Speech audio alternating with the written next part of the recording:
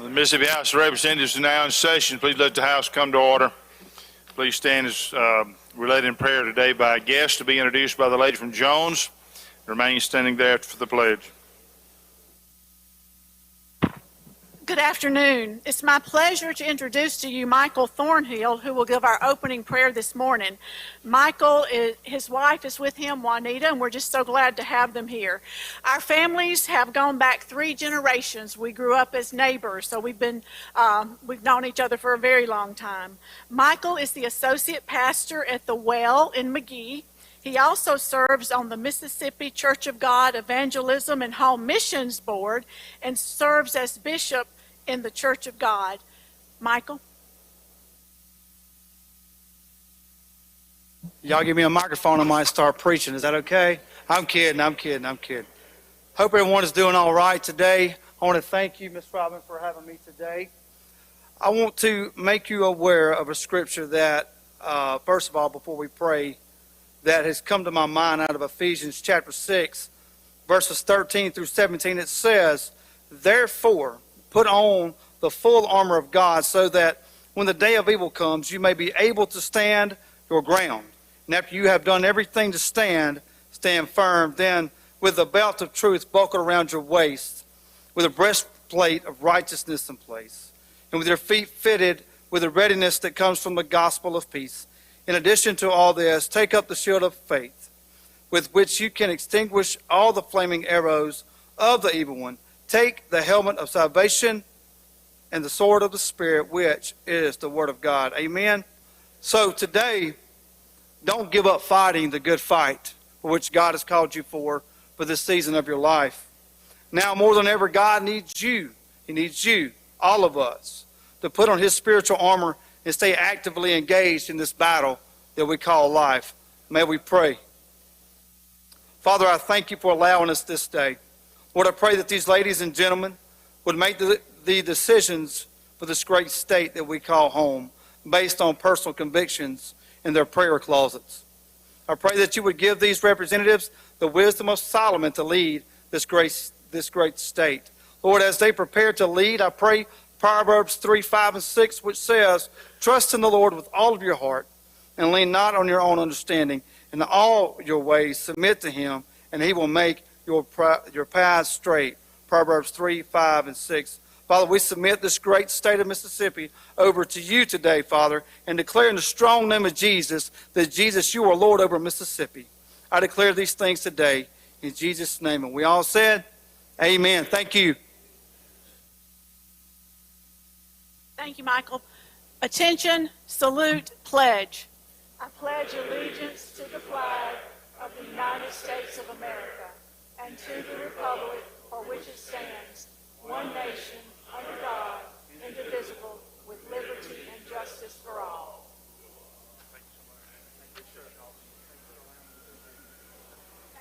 Thank you, Robin. Appreciate it. Open the machine, Madam Clerk.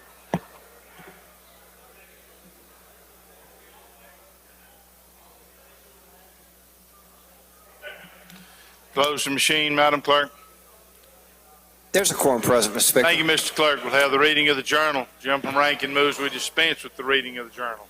All in favor say aye. Opposed, nay. The ayes have it. Board of Select Committees. We have none, Mr. Speaker. Board of Standing Committees. We have reports on the counter, Mr. Speaker. Introductions of bills and constitutional amendments. Jump from Mayor and Mr. Morgan.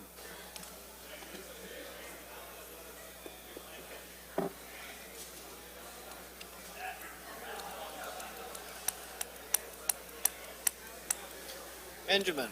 Yes, sir. Take controls now. That's not good. Give us a second, gentlemen. The computer's locked up. Oh, wait. Which one are you normally? Do you know? Which one are you? Because I had it on seat operator, which made it the wrong one. Andrew is the RTS. Oh, RTS. Oops. One moment, because I got to get out of it. Where's that? I had the wrong one selected. Thank you, Mr. Speaker. I ask unanimous consent to dispense with reading of the introductions. No Sorry for objection. the Hearing none, delay. we will do that. Resolutions, petitions, memorials, and other papers. We have none, Mr. Speaker. Thank you, Mr. Clerk. This time we'll have introductions of guests and visitors. Gentleman from Jackson, Mr. Busby. Thank you, Mr. Speaker. Ladies and gentlemen in the South Gallery, please welcome the leadership team from Bollinger Shipyard, the largest privately owned and operated shipyard in the United States. Hailing from our state to the west, they lead a team of over 3,000 shipbuilders, including 1,000 down in Pascagoula, proudly building the next generation of America's heavy polar icebreakers. Let's make them welcome. We have Mr. Ben Bordelon, President and CEO, Craig Roselle, Jeffrey Green, and Mark Scott. Gentlemen, thank you for being with us.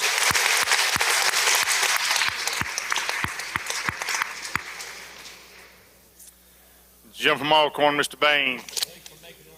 Thank you, Mr. Speaker. If the House will make welcome back here the original Hood, the father of Representative Joey Hood, Bobby Hood.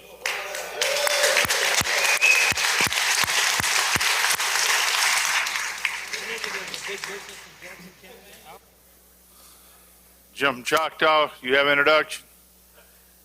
Thank you, Mr. Speaker. Ladies and gentlemen in the House, our doctor of the day is Dr. Craig Moffitt. He practices family medicine in Eupora, Mississippi. He is Chief of Staff at the North Mississippi Medical Center, and he's the Medical Director of Long-Term Care and a lead medic for the Webster County Sheriff's Department. Please help make him welcome.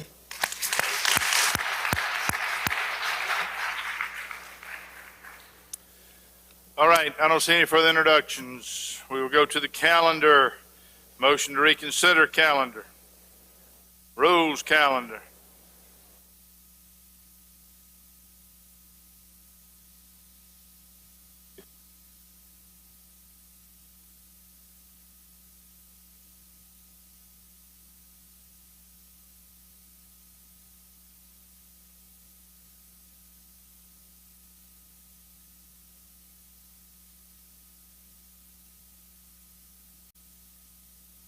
Recognize, Mr. Chairman.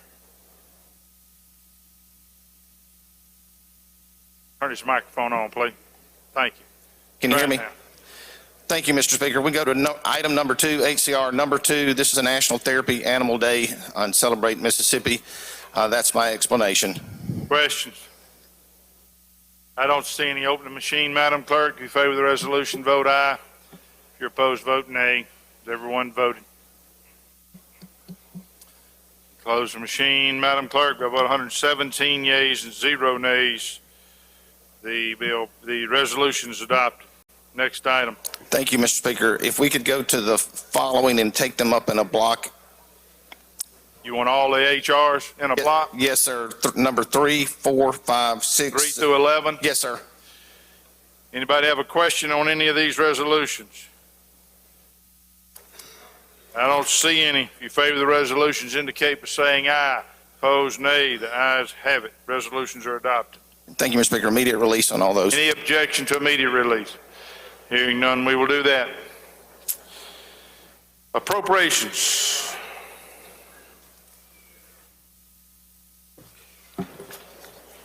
Thank you, Mr. Speaker. Ladies of the House, we're about to take up the appropriations calendar.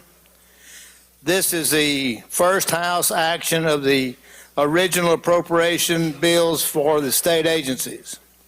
Most of these bills are in the legislative budget recommendation. Some of the special fund agencies have increases over LBR. Additionally, funds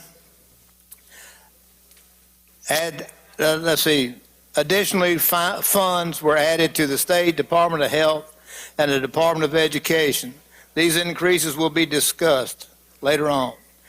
Additionally, we will take up House Deficit Bill and the Bureau of Buildings Reappropriation Bill. These bills come before the House each year for your revision.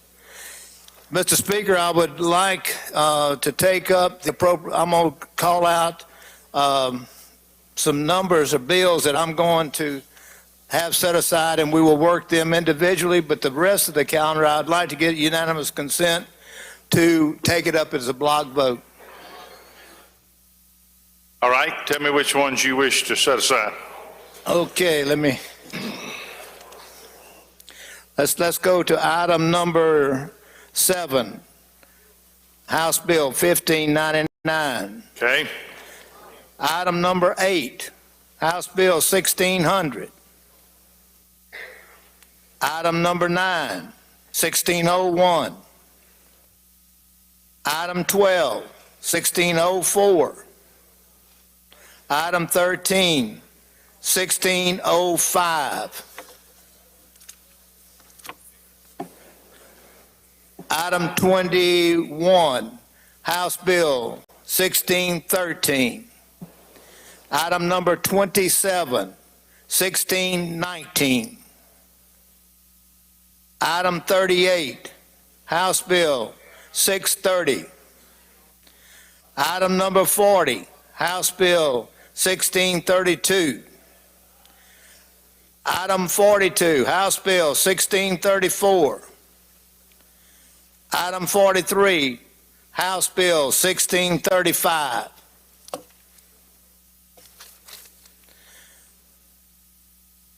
Item 46, House Bill 1638. Item 51, 1643. Item 52, 1644. Those will be taken up individually. The balance of our agenda would like to take it up in a block vote, Mr. Speaker.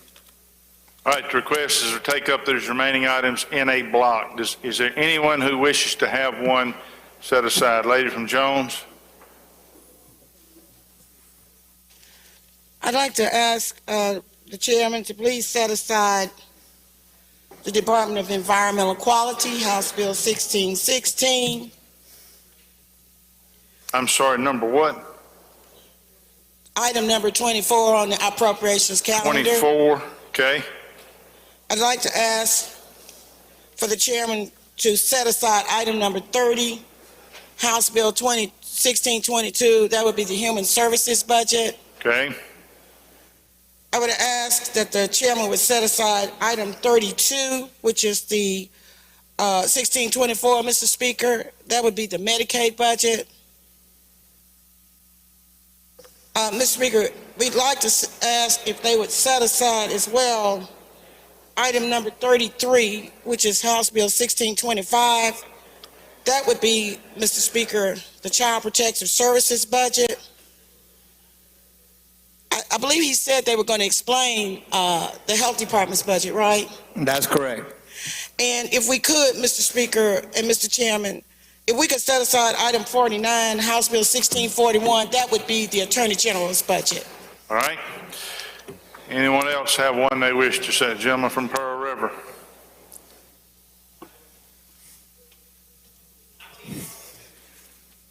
I'm sorry, gentlemen, say it again. 19 and 22 Number 22. and 19. All right, lady from Lincoln, you had one? You got it? Gentleman from DeSoto, Mr. Hopkins. Which one? Yes, sir. Thank you, Mr. Speaker. Item 28 and 29, that's bills 1620 and 1621. Okay. Anyone else have an item? Gentleman from Pearl River. Thank you, Mr. Speaker. I'd like to ask to set aside item 17, House Bill 1609. Number 17. All right. I don't see anybody else. Okay. Give us, Madam Clerk, a moment to program the computer.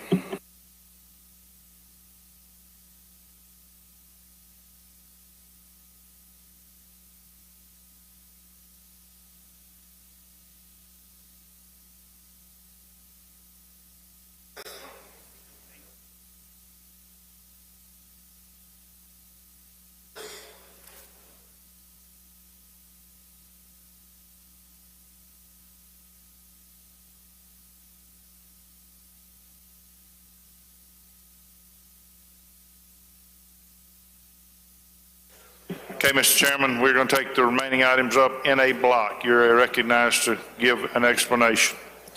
Mr. Speaker, I had earlier, but like I said, these are at LBR plus a little in special funds, there has been some added, but all these bills have reverse repealers in them. So that's we're at LBR plus reverse repealers, and that's explanation of Any questions? I don't see any.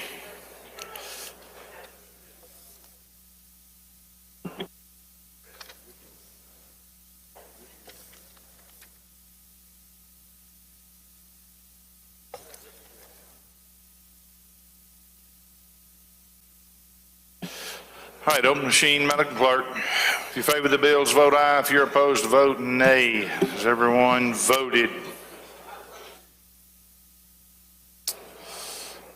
Everyone voted. Close the machine, Madam Clerk. By vote 111 yeas and 5 nays, the bills pass. All right, we will go back now. Gentlemen, I guess you can take them up in whatever order you wish. Okay, at this time, I would like to go to item number 7, House Bill 1599, and recognize the gentleman from Montgomery, the Vice Chairman, to explain item 7, 8, 9, 12, 13, and 17. Jim Montgomery is recognized. Thank you, Mr. Chairman, Mr. Speaker. Is that?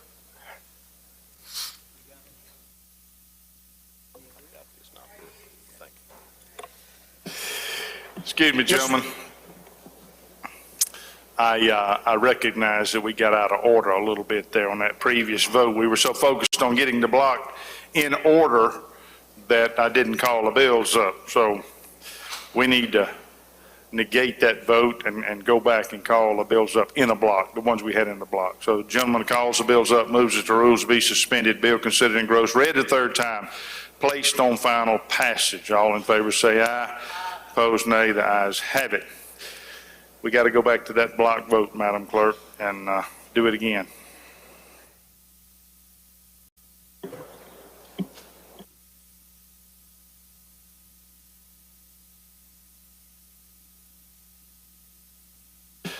Head on the machine, Madam Clerk. If you favor the bills, vote aye. If you're opposed, vote nay. Has everyone voted?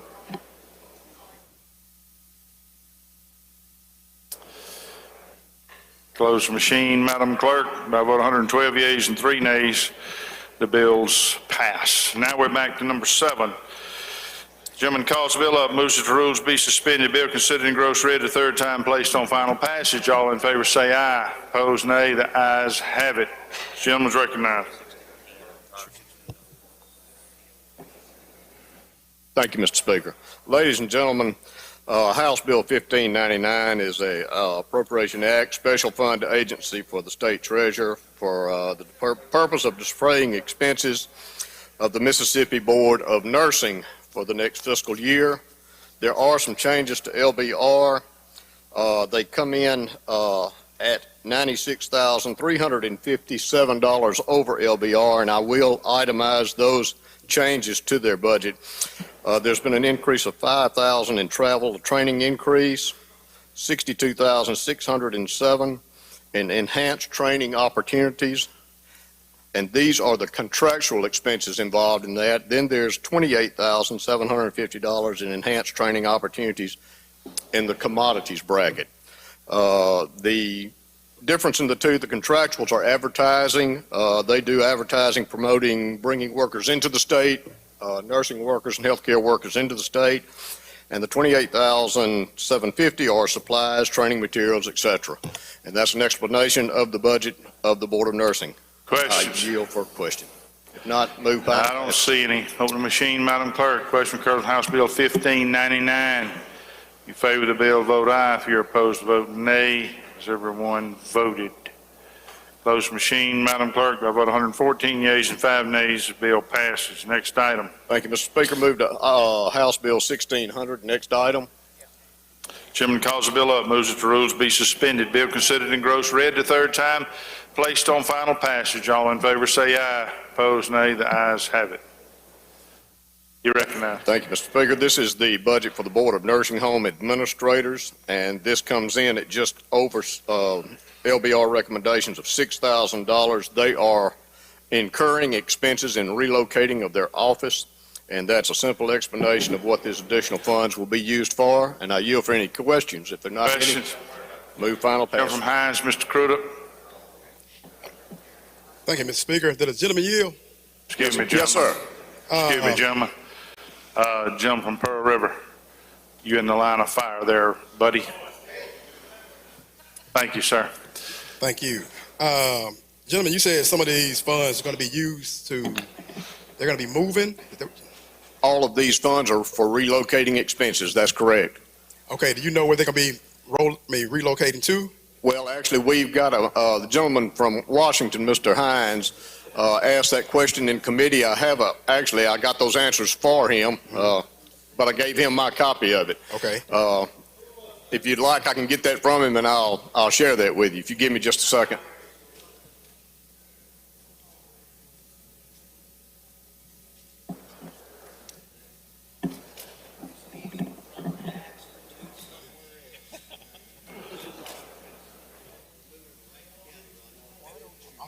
Gentlemen, their current location is 1755 Lilia Drive, Suite 305 in Jackson.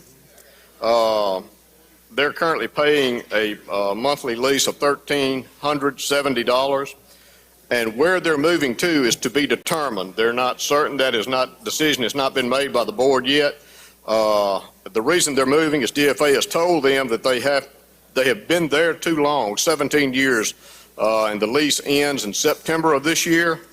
And the landlord has agreed to keep them, but DFA board must agree to it. Until then, it is still a possibility they may remain there. Couple of quick questions. So how many people use that building? How many people are in the office? That I don't know. Let's see. They have a total pin count of 2. How many? Two employees. Okay, who's the landlord of the current location? Don't know the answer to that question. Okay, is it possible that they may be moving downtown somewhere? I'm having difficulty. Is it possible they may be moving downtown somewhere, or are they going to be moving outside of the city? It's possible. I mean, their answer to my question to that was that's yet to be determined. Okay, thank you, gentlemen. Yes, sir. Don't see any further questions. Final Open the passage. machine, Madam Clerk. Question occurs on House Bill 1600. You favor the bill, vote aye. If you're opposed, vote nay. So everyone voted. Close the machine, Madam Clerk, by vote 112 yeas, 6 nays. Bill passes. Next item. Mr. Speaker, call up item 1601. Make the usual motions. Chairman calls the bill up, moves the rules be suspended. Bill considered in gross read the third time placed on final passage. All in favor say aye. Opposed, nay. The ayes have it. Gentleman's recognized. Thank you, Mr. Speaker. Ladies and gentlemen, this is the budget for the Board of Optometry. And again, they come in just over LBR. They have needs. One of them being they have, instead of hiring contractors, investigators and inspectors, they are contracting this out.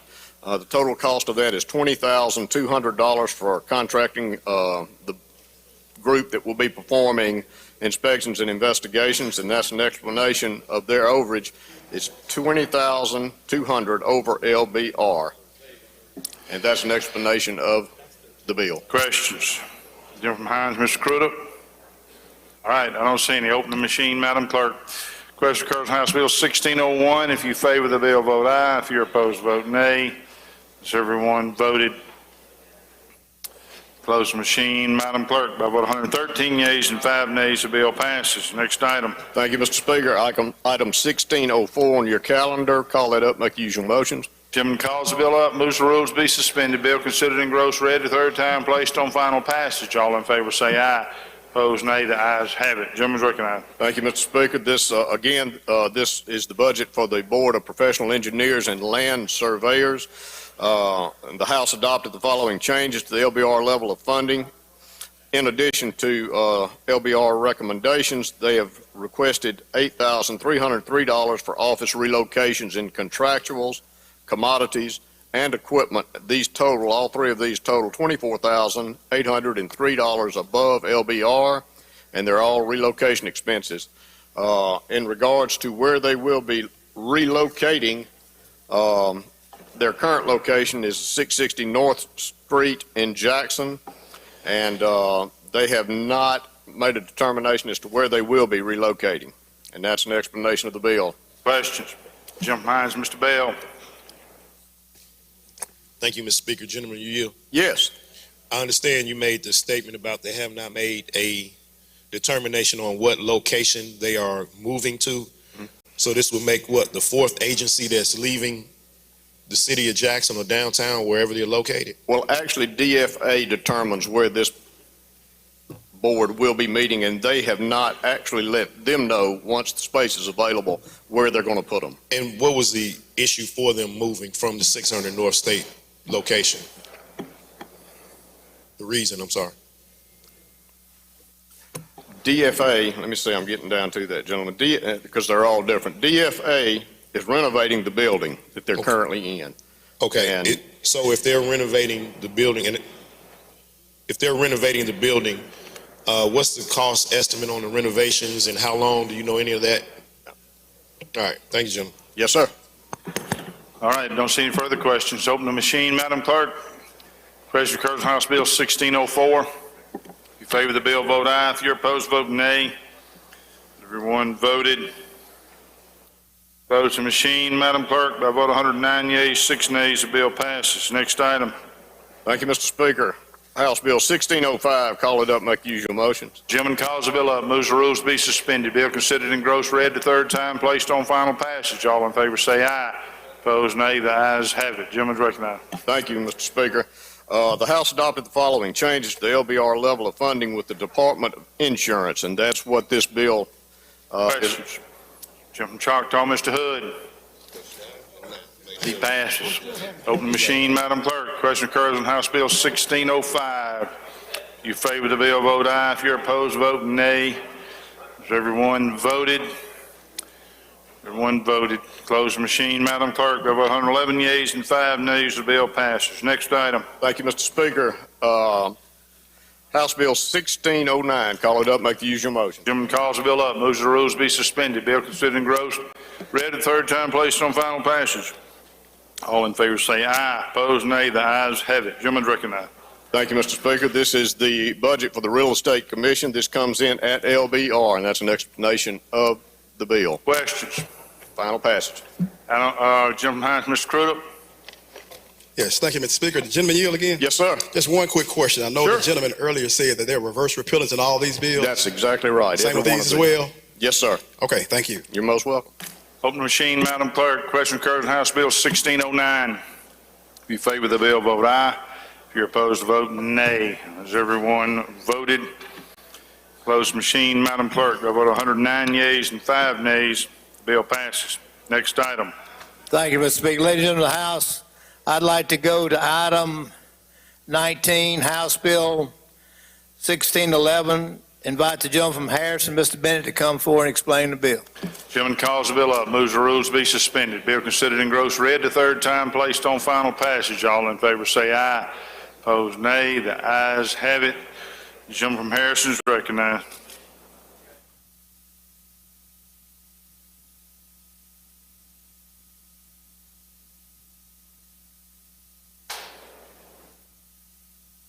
I got the education next.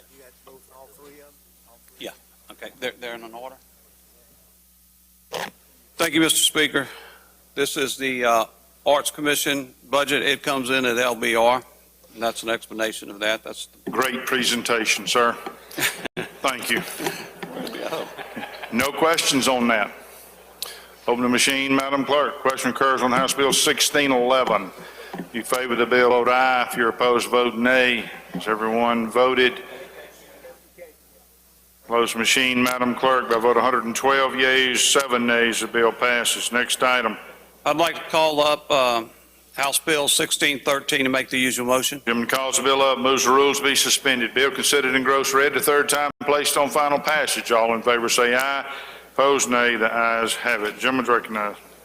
This is the education budget. The reason it's not at LBR is because we've added the $240 million for our teacher pay raise. We pulled that out of the MAEP to make sure that our school districts are held whole on that another year. And also there's another $22.5 million for the teacher assistant pay raise that we voted on last week. And that's an explanation of the bill. Questions? The lady from Jones, Ms. Scott. Will the gentleman yield? Yes, lady. Okay, gentlemen, again, on the MAEP, now where are we? Did you say we were in funding MAEP? We haven't got to that yet. Is what the reason we pulled the teacher pay raise out from last year to the MAEP, because once it goes in there, it's a flawed formula. Once it goes in there, and that's why we've held it out in the past, to make sure our schools are made whole. It goes in there, it's recalculated, it raises the cost, the base cost for each student, and then our school, and it makes a deficit even more of MAEP, and so our schools aren't made whole. They have to locally make that difference up. So that's why we're holding it out so that they will be made whole with the teacher pay raise one more year. And let me ask you one other question. The new Department of Education superintendent, is the appropriation for his pay in this bill? No, it wouldn't.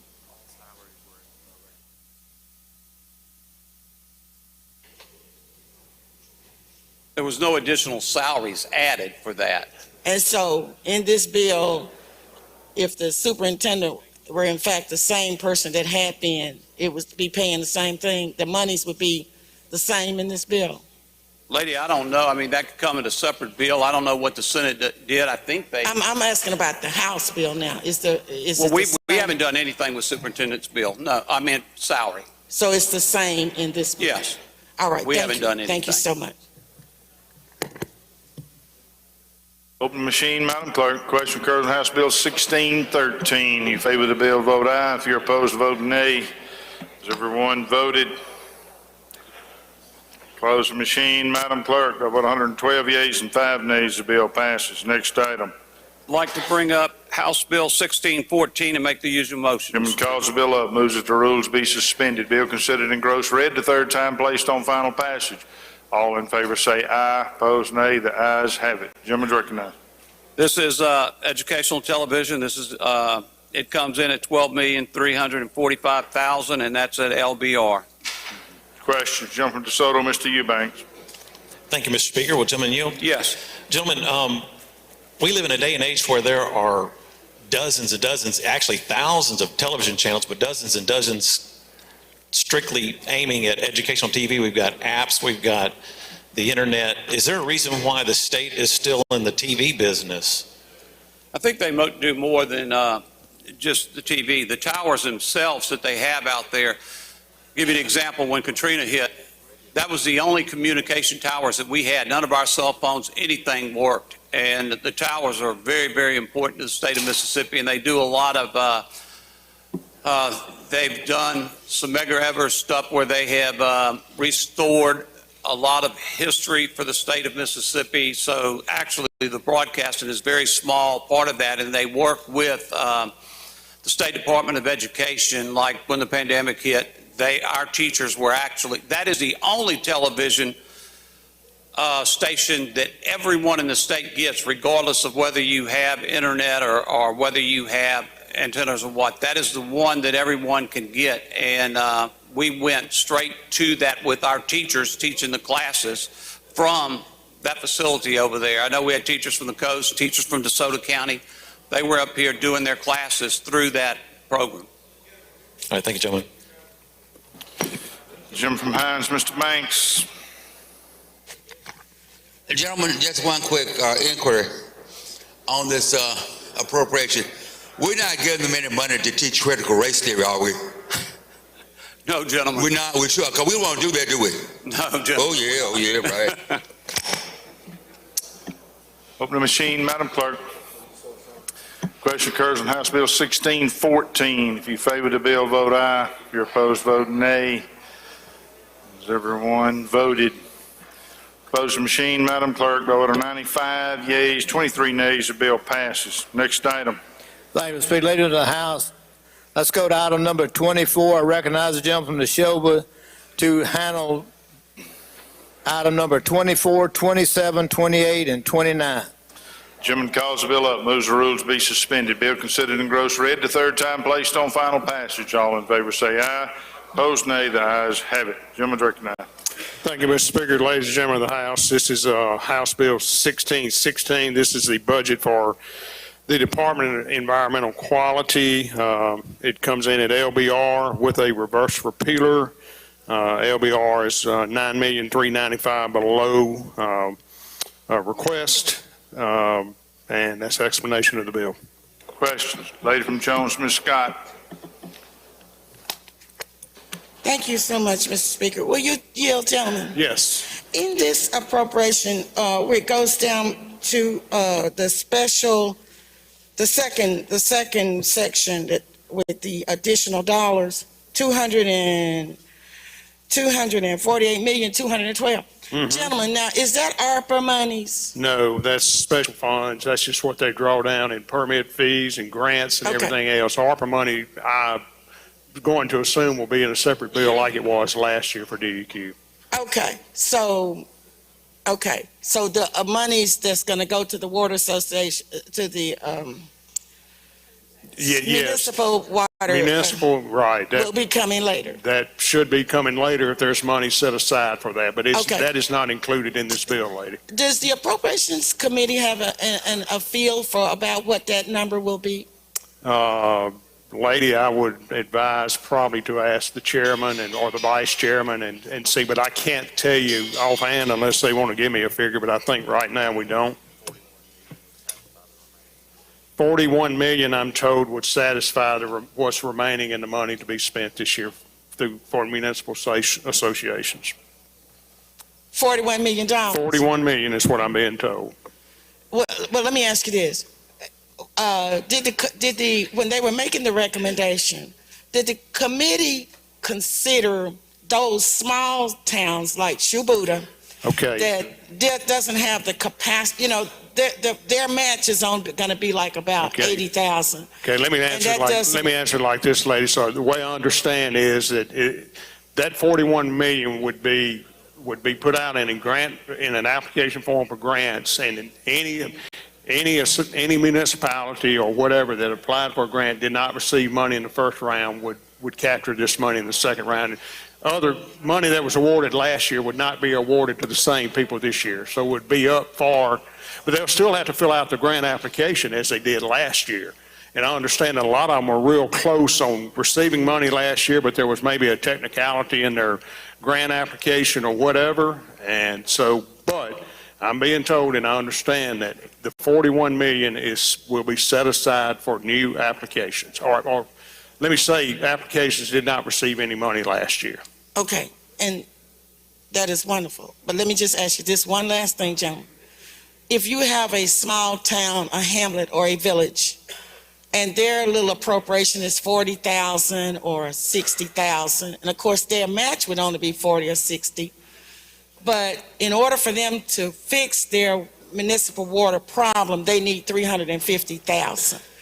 My question to you was, did the committee give any consideration to trying to, if monies were there, to escalate that to address capacity for these very, very small towns, villages, and hamlets? They just can't do it if we don't do it. Well, we can look at that. That part of the ARPA money has not been before the committee yet. Okay. We have not discussed how that looks going forward, other than the fact that those that did not receive ending funding in the last fiscal year would receive funding in this fiscal year. Now, could we escalate some on there? I can't tell you at this point, because I don't know. The guidelines should be the same, and just to sit here and tell you I know exactly what every question was in the application, I cannot tell you. But I will tell you that we're not going to spend in areas where we've already spent money. This will be for new applications. Okay, and these little towns I'm talking about, the reason I brought this to your attention, Mr. Chairman, is because they didn't get anything because the amount that they were going to get won't help them, is what I'm saying. Well, and so because they're so small, they're villages, they're hamlets, their population is 350 people. I know. So I was asking the committee, you and those in the leadership, would you all consider Shoot Buddha, look, I'm asking for my own folk. Let these people ask for them people. They need a little bit more money, but I'm advocating for all of the small villages and the towns and the hamlets. I'm just asking y'all to look at it and see if there is a way that you could help these towns. There's 300, 400, 500 people, and they, their water situation will not change if we don't do something about it from up here. Yeah, I hear you, and as we move forward, and I think the gentleman behind you, the gentleman from Carroll, will work with you on that, and we'll try to see that happens. Thank you. Okay. Gentleman from Tallahatchie, Mr. Reynolds. Gentlemen, I believe that there was, from the Department of Environmental Quality, I think the deadline on submission of those initial January applications 31st. was January 31st. So, Correct. but gentlemen, one special need we had was some of the water districts that, they were, last time we have about 10 or 12 water districts that are owned, that are managed, technically appointed by the supervisors, and they were supervisors having to put up match money. Gentlemen, in the process, would you look at those water districts areas? And I know you will. Okay, gentlemen, yes. So those districts, Chairman tells me that we are looking at those, and that will be administered under the Department of Health, I believe. Okay. Move final passage, Mr. Speaker.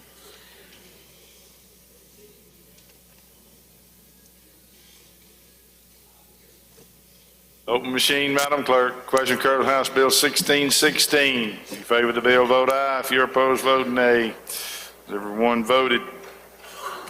Closed machine, Madam Clerk. By vote 115 yeas, 5 nays. Bill passes. Next item. Thank you, Mr. Speaker. I'd like to go to the next item that I have, which will be item number 27, House Bill 1619. Call it up and make the usual motion. Chairman calls the bill up, moves the rules be suspended. Bill considered engrossed, read the third time, placed on final passage. All in favor say aye. Opposed, nay. The ayes have it. Gentleman's recognized. Thank you, Mr. Speaker. Ladies and gentlemen, this is the appropriation for the Oil and Gas Board. It does have a reverse repealer. It comes in at $285,441 over LBR. $200,000 of that is spending authority through a federal grant to upgrade their comprehensive data management system. $60,000 in special funds for a new vehicle for the Orphan Well Division, and $25,000 to put an engineer on contract on some orphan wells that they have to do the work, and that's an explanation of the bill. Questions on the bill? Gentleman from Hines, Mr. Brown. Gentleman Yield. Yes. Thank you, Mr. Speaker. I was in the meeting the other day when you discussed this appropriation meeting, and you mentioned a vehicle. What kind of vehicles this is? This is an automobile, one of them tractor trailers? I understand with the Oil and Gas Board that this is a specialized vehicle. When they have to go out and plug an orphan well, they have a lot of equipment on there, so it has to be a heavier vehicle, heavier capacity to carry a lot of equipment that they do have. Heavy equipment vehicle then? Yeah, it's a heavy duty type specialty vehicle, right. Thank you, gentlemen. I don't see any further questions. Open the machine, Madam Clerk. Question occurred on House Bill 1619. You favor the bill, vote aye. If you're opposed, vote nay. Has everyone voted? Close the machine, Madam Clerk. By vote 115 yeas and 5 nays, the bill passes. Next item. Thank you, Mr. Speaker. I'd like to go to item number 28, House Bill 1620. Call it up and make the usual motion. Gentleman calls the bill up, moves the rules be suspended. Bill considered engrossed, read the third time, placed on final passage. All in favor say aye. Opposed, nay. The ayes have it. Gentleman's recognized. Thank you, Mr. Speaker. Ladies and gentlemen, this is the appropriation for the Public Service Commission. It comes in at LBR with a reverse repealer. LBR is $5,257,000, and that's an explanation of the bill. Questions? I don't see any. Open the machine, Madam Clerk. Question occurs on House Bill 1620. If you favor the bill, vote aye. If you're opposed, vote nay. Has everyone voted? Close the machine, Madam Clerk. By vote 116 yeas and 4 nays, the bill passes. Next item. Thank you, Mr. Speaker. Item number 29, House Bill 1621. Call it up and make the usual motion. Gentleman calls the bill up, moves it to rules be suspended. Bill considered engrossed, read the third time, placed on final passage. All in favor say aye. Opposed, nay. The ayes have it. Gentleman's recognized. Thank you, Mr. Speaker. Ladies and gentlemen, this is the budget for the public utilities staff.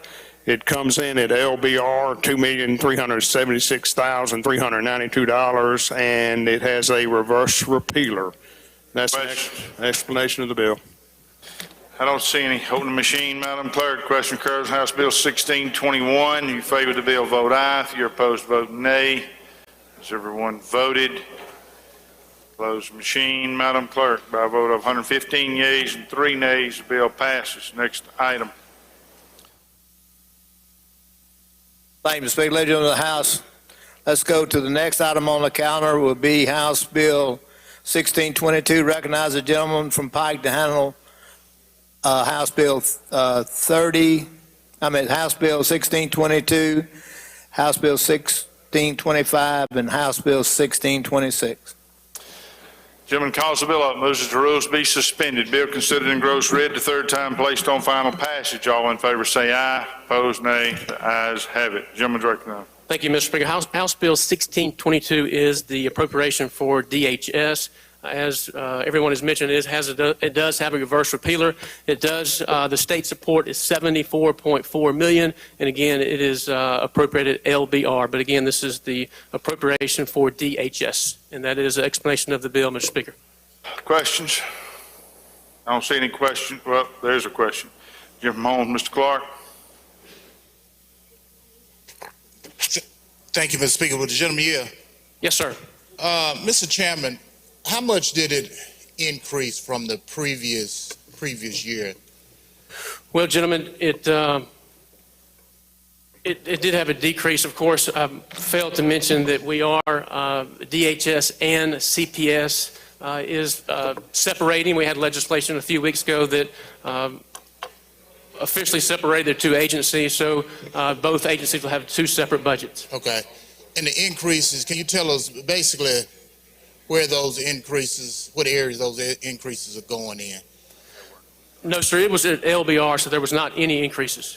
Okay. So as you know, gentlemen, we are in the first phase of appropriations, and so it has a reverse repealer, and so we are moving forward, and of course the revenue is strong here in Mississippi, so we're going to continue to work hard and get the budgets where they need to be. And take care of all the needs of the people. Yes, sir, gentlemen. Thank you. Ladies and Jones, Ms. Scott. Do you have a question, gentlemen, or just an amendment? Sir? Yeah, no, I got that. Did you have a question, though? Okay, I got you down for an amendment. Lady from Jones, you have an amendment? Okay.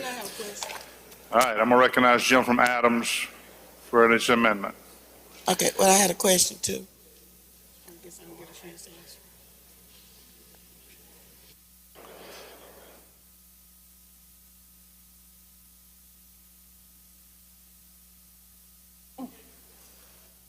Gentleman's recognized. You recognize me for the amendment? Okay. Thank you, Mr. Speaker. Ladies and gentlemen, this is a simple amendment. As you know, we conducted hearings this past fall about what happened at the Department of Human Services. There was a lot of information that came forward, but probably the most disturbing and egregious thing is that for a family with 3 children, that we only provide $270 a month in cash assistance, and they call that a raise. We don't right now know what $95 million of federal money went, and we only gave cash assistance to 1,000 families. There are 181,000 children living in poverty. This amendment says that this bill shall not be passed or cannot pass until the state of Mississippi raises the cash assistance to needy families to at least $540 a month. That's all it does. All right, I recognize the chairman to respond. Thank you, ladies and gentlemen of the House. We do oppose the amendment. Again, this is the first action with appropriations, and we're going to continue to work hard to try to find monies and handle the appropriations in the right way. But again, I ask you to oppose the amendment. Recognize, does anyone else wish to speak? I ask that you oppose the amendment. Okay, recognize the author to close. Yeah, I understand. Thank you, Mr. Speaker and Chairman. I understand that this is the first phase of the appropriation process for us, But I think it's very important that we hammer these issues home. So I would ask that you vote for my amendment and stand for the vote. Thank you.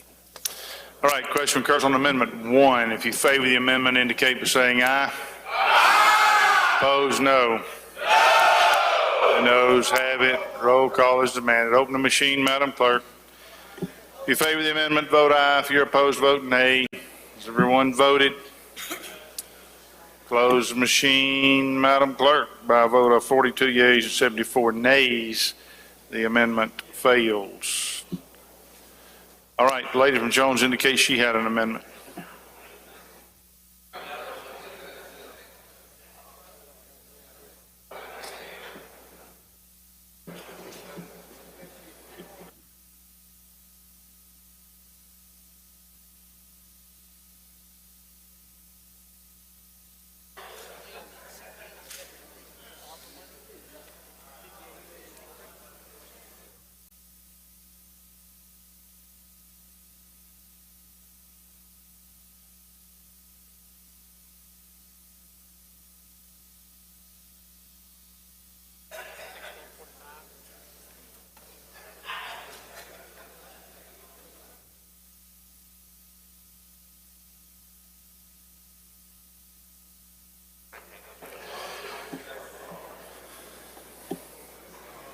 The lady is recognized for her amendment.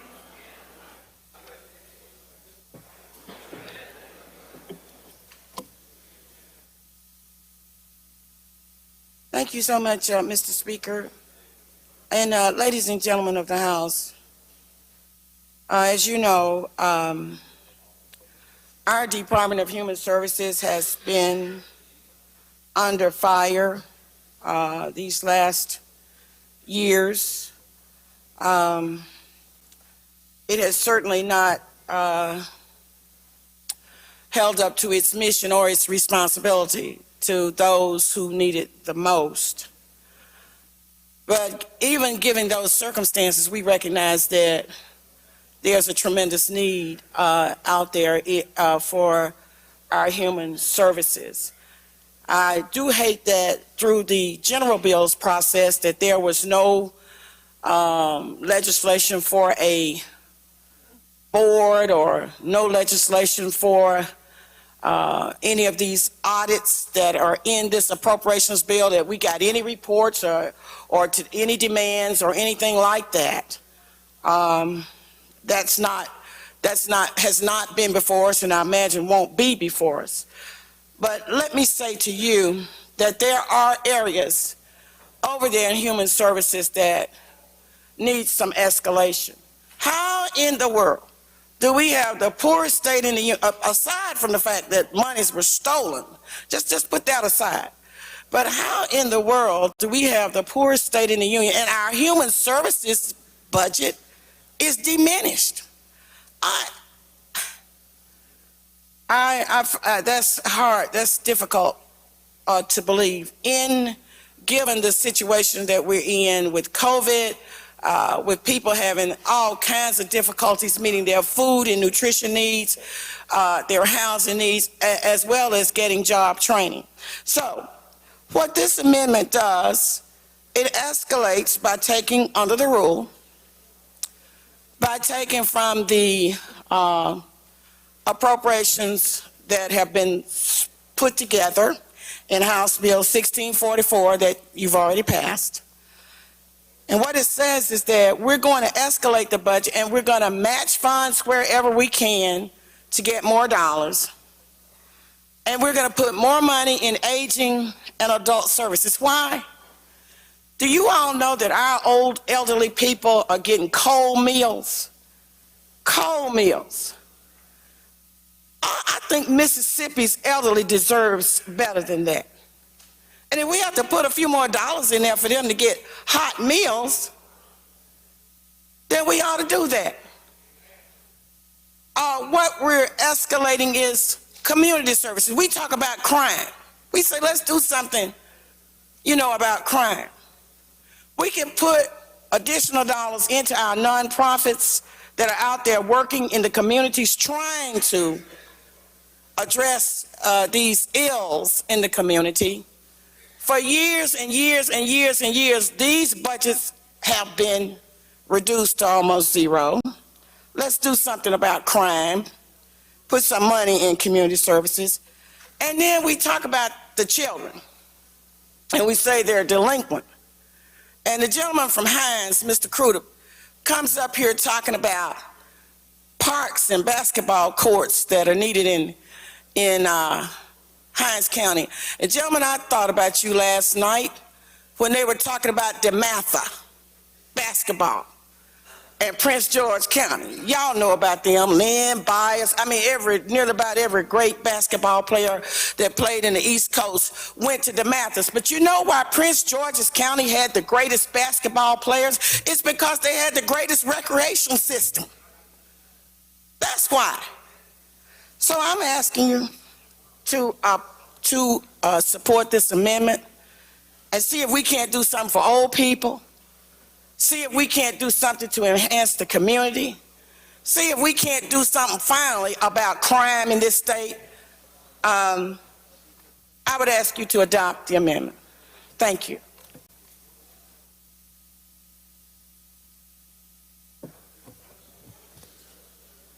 Recognize the chairman to respond. Thank you, Mr. Speaker. Ladies and gentlemen of the House, I ask you to oppose the lady's amendment. She asked lots of questions about this type of program at the DHS, and I will continue to work with her. This budget, we made a lot of progress last session with ARPA money using this update in the DHS system, and so that is the reason why there is a slight decrease in this agency, but I ask you to oppose her amendment. Recognize the author to close on her. Oh, I'm sorry. Chairman wishes to respond. You've heard the gentleman's explanation. Ladies and gentlemen, I'd ask you to oppose this amendment. This is the first House action. We're going to be working on this for a while, and we will work with my classmate, the gentlelady from Jones, and see if we can resolve her needs. But I ask you to please oppose the amendment. Recognize the author to close on her amendment. As you know, the gentleman who handles this appropriation sits behind me. He's my good friend.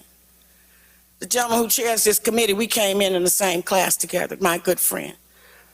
We have tremendous respect for one another. But let me just say to you that putting money into systems as opposed to putting money into people, in my mind, are two different things. And for the state of Mississippi to make a commitment, because let's just be real about it. If we were sitting here waiting to receive ARPA money, waiting on the folks who represent us in Washington, we wouldn't have a dime. Come on. Let the church say amen. We wouldn't have a dime.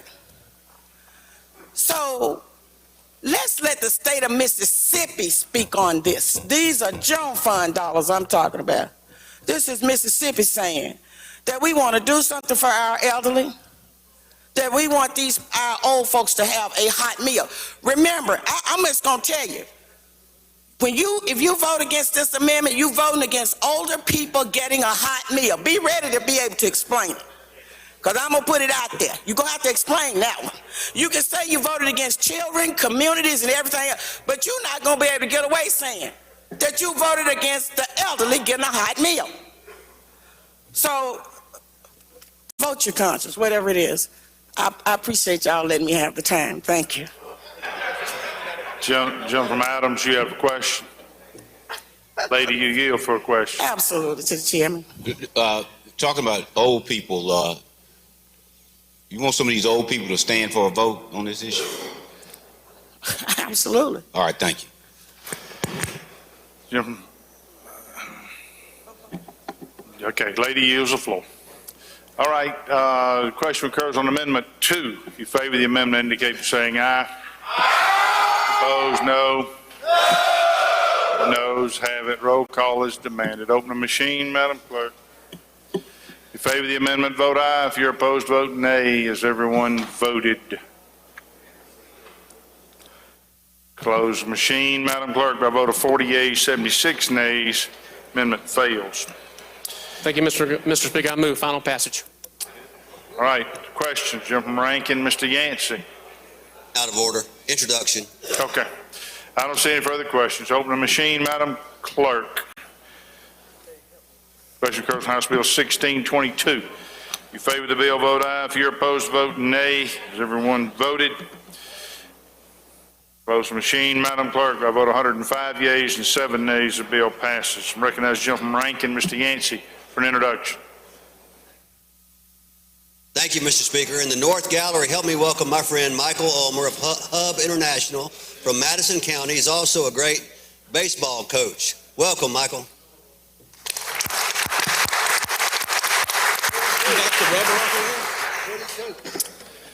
All right, next item.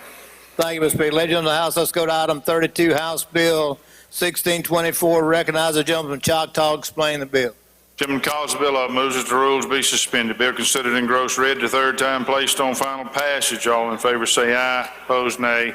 Ayes have it. Gentleman's recognized. Thank you, Mr. Speaker. Mr. Chairman, this is the budget for the Division of Medicaid. This does have a reverse repealer. We're going to continue to work on this bill through the process. The amount appropriated at this time is $6,702,748,354, and that's an explanation. Questions? I don't see any. The gentleman from Adams indicates he has an amendment. He's recognized for his amendment. Thank you, Mr. Speaker. My good friend here, Chairman of Medicaid, he hadn't had a Medicaid meeting, so hadn't had a chance to talk to him about what I'm trying to do, but he always has an open door, except for a Medicaid meeting. So,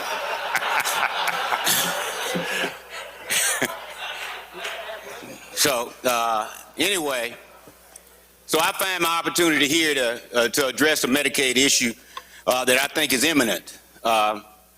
Just at a personal note, 3 o'clock in the morning, 2 nights ago, I got a telephone call from my sister said, we got to rush Mama to the hospital.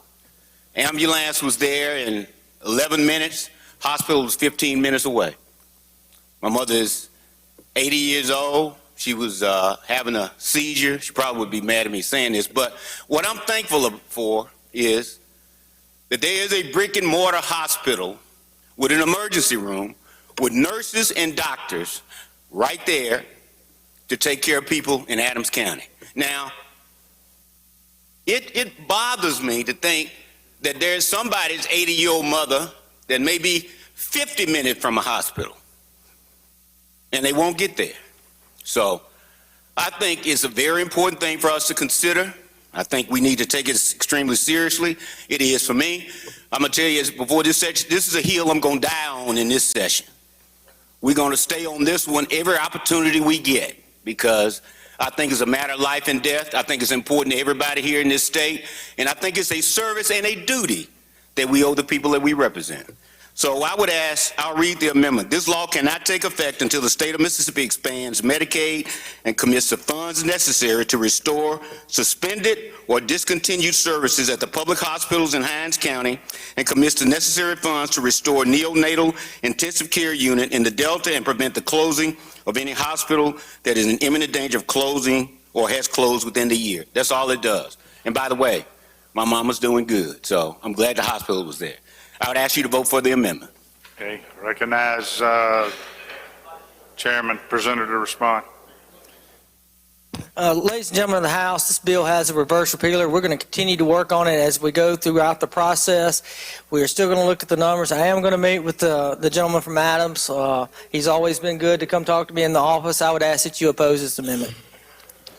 You yield for a question there, gentleman? Gentleman from DeSoto, Mr. Criswell, you have a question? I have a point of order, Mr. Speaker. I'm sorry, sir? Point of order. Oh, okay. State your point of order. Raise the point of order because the amendment for the gentleman is not germane to the bill, and the fundamental purpose of the amendment does not relate to the fundamental purpose of the bill. All right. Bring your point of order forward. We'll set the amendment aside pending consideration by the legal staff. We will go to the next item. Thank you, Mr. Speaker. Ladies and gentlemen of the House, go to item number 33, House Bill 1625. Recognize the gentleman from Hike to handle 1625 and 1626. Gentleman calls the bill up, moves the rules to be suspended. Bill considered in gross read the third time, placed on final passage. All in favor say aye. Opposed, nay. The ayes have it. Gentleman Pikes recognized. Thank you, Mr. Speaker. Ladies and gentlemen of the House, item number 33, House Bill 1625, is the appropriation for CPS, Child Protection Services. As I mentioned earlier, this bill does have a reverse repealer. It's also, we had legislation this past couple of weeks that did separate DHS and CPS, and this budget comes in at $128,935,000, just like LBR requested. That is the explanation of the bill, Mr. Speaker. Questions? I don't see any. Open the machine, Madam Clerk. Question occurs on House Bill 1625. If you favor the bill, vote aye.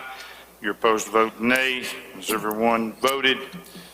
Close the machine, Madam Clerk. By vote 114 yeas and 2 nays, the bill passes. Legal counsel advises that the point of order is not well taken. It is a conditional amendment. So we're back on the amendment. You do not, okay? I recognize you to respond then. I would ask that the ladies and gentlemen of the House oppose the amendment. We have a reverse repealer. It's not even going to take effect, so I'd ask you to oppose the amendment. You wish to close? Okay, does not. All right, question occurs on Amendment 1. If you favor the amendment, indicate by saying aye. Aye. Opposed, no. Noes have it. Roll call is demanded. Open the machine, Madam Clerk. If you favor the amendment, vote aye. If you're opposed, vote nay. Has everyone voted? Close the machine, Madam Clerk. A vote of 42 yeas and 72 nays. The amendment fails. Anything further? Gentleman from Washington? Yes, sir. Question. You go for a question, sir? Yes. All right. Thank you, Mr. Gentleman. You. Absolutely. Gentlemen, can you tell me how many hospitals in this state are on the verge of closing? I can get that number to you later, gentlemen. So as chairman of Medicaid, shouldn't you know how many hospitals, how many citizens in this, gentlemen, in this state? I'm not through with my question. As the chairman of Medicaid, shouldn't you be aware of the number of citizens about to lose health care coverage? Gentlemen, I'm aware of hospitals that have approached that said they could be on the verge of closing. I've met with other associations and talked to them. I have a specific number for you. I don't, but I'll be willing to talk to anything about you on this bill. Okay, gentlemen. How about the number of infants that have died from fell in the category of infant mortality over the last year? Gentlemen, I can get you those numbers, and I'll be glad to sit down there as we work this bill through the process. Okay, gentlemen, can you tell me about the number of homeless people who have mental health issues that are in this state over the last year? Gentlemen, I can't give you a specific number. I'm here to handle the budget of Medicaid, and I'm willing to discuss those numbers with you right now. But to give you a specific number at this point right now, I can't do it, but I'll be glad to meet with you as we work this bill through the process. Well, gentlemen, the reason I'm asking you these questions, because these were questions I would have loved to have asked in a Medicaid meeting. Since we didn't have these, this is the only chance I got at you, so I'm biting on this out. Well, gentlemen, you know you have my cell phone number, and you know where my office is, and I'll be glad to sit down with you at any time. And I've seen you on this House floor for the last 6 weeks, and you haven't sat down and asked me about any of those questions at any time. So if you were worried about those questions, you could have asked me those questions at any time, gentlemen. Because I've been waiting on this opportunity, gentlemen, so everybody can hear the same answers I was going to hear, which are none. So thank you, gentlemen. Thank you. Lady from Jones, Ms. Scott.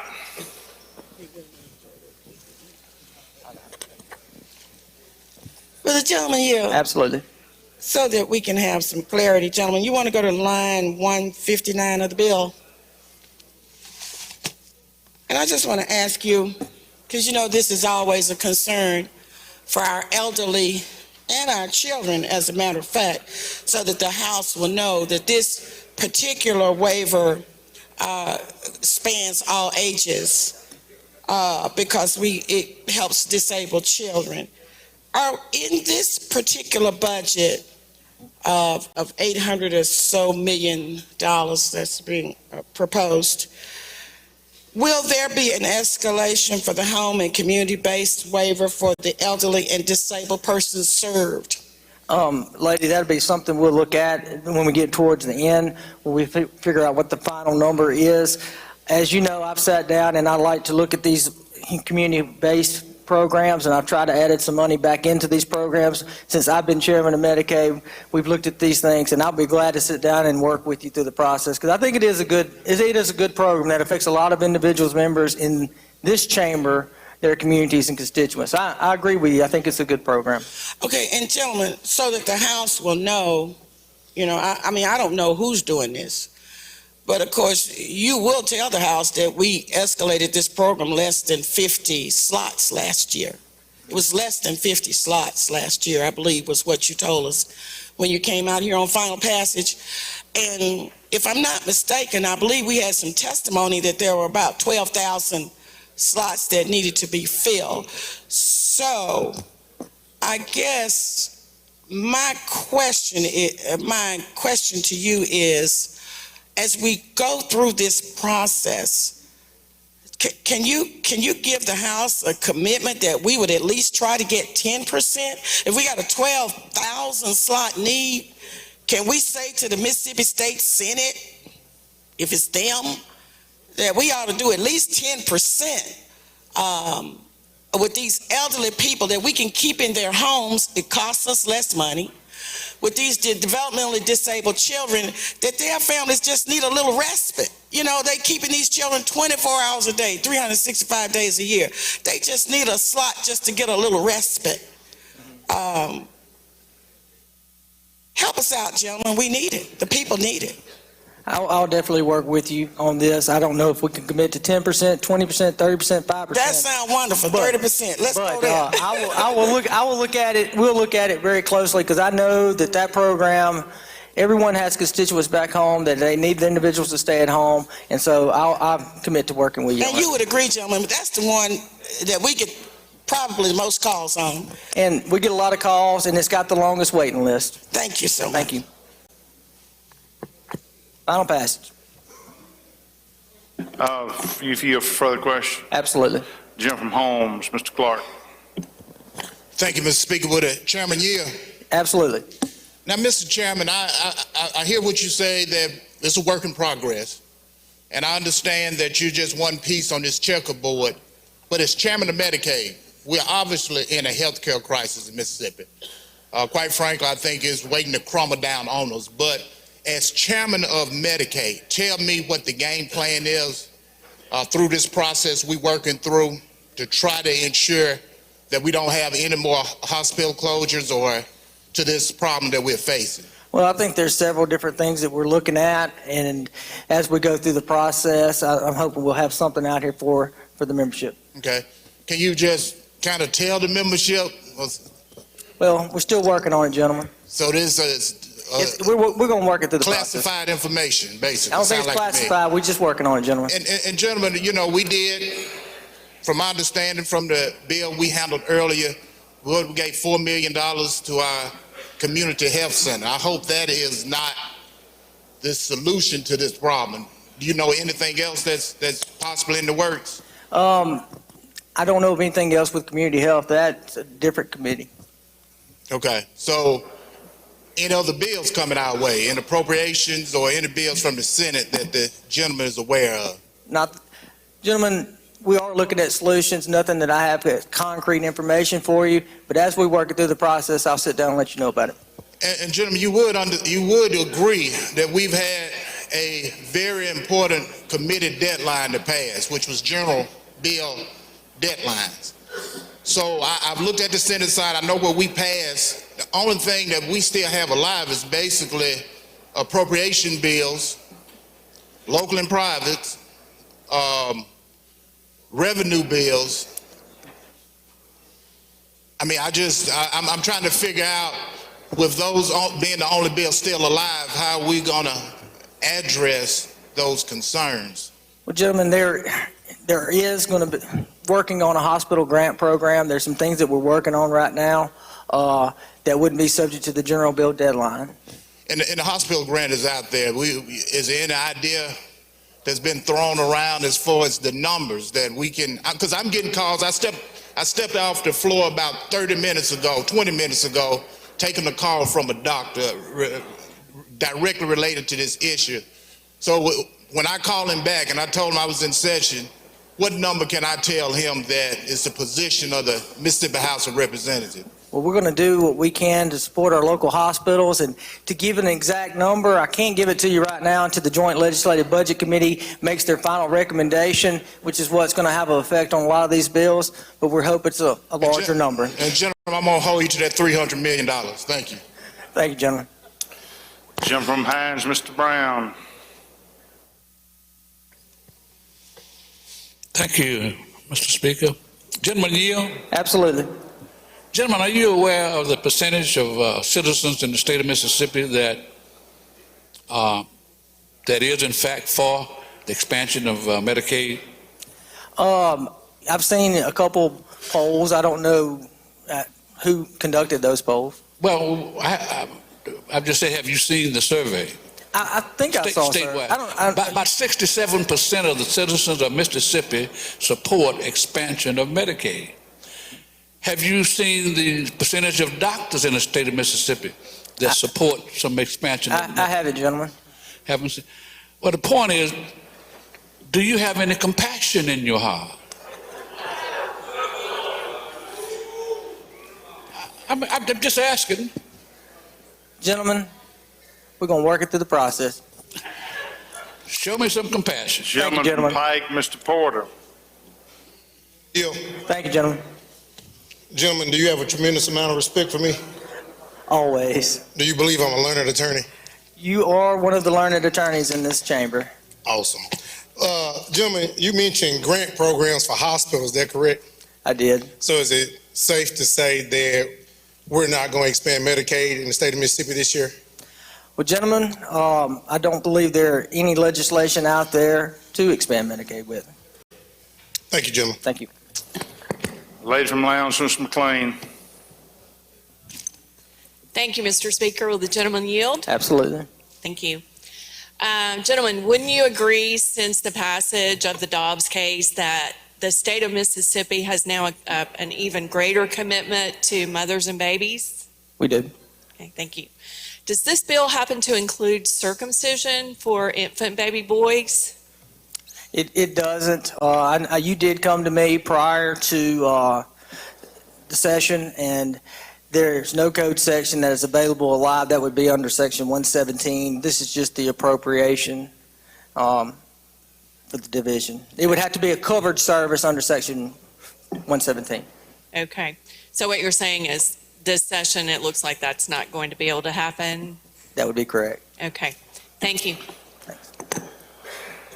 Gentleman from Marshall, Mr. Faulkner. Thank you, Mr. Speaker. Gentlemen, yield. Absolutely. My friend, there have been a lot of questions pertaining to Medicaid expansion. So let me ask you one more. Would you happen to know the amount of money that the state has missed out on because we have failed to expand Medicaid? I've seen several numbers on it, gentlemen. Which ones have you seen? I know that the match that it would be, they would pay 100%, then it would have been 90%, but I don't know the exact number, gentlemen. I'm saying since the passing of the Affordable Care Act, how much money has Mississippi missed? I don't know. Receiving? I don't know, gentlemen. Thank you. Thank you. Jim Holmes, you have something further? You have an amendment item. Recognize Jim from Holmes for an amendment.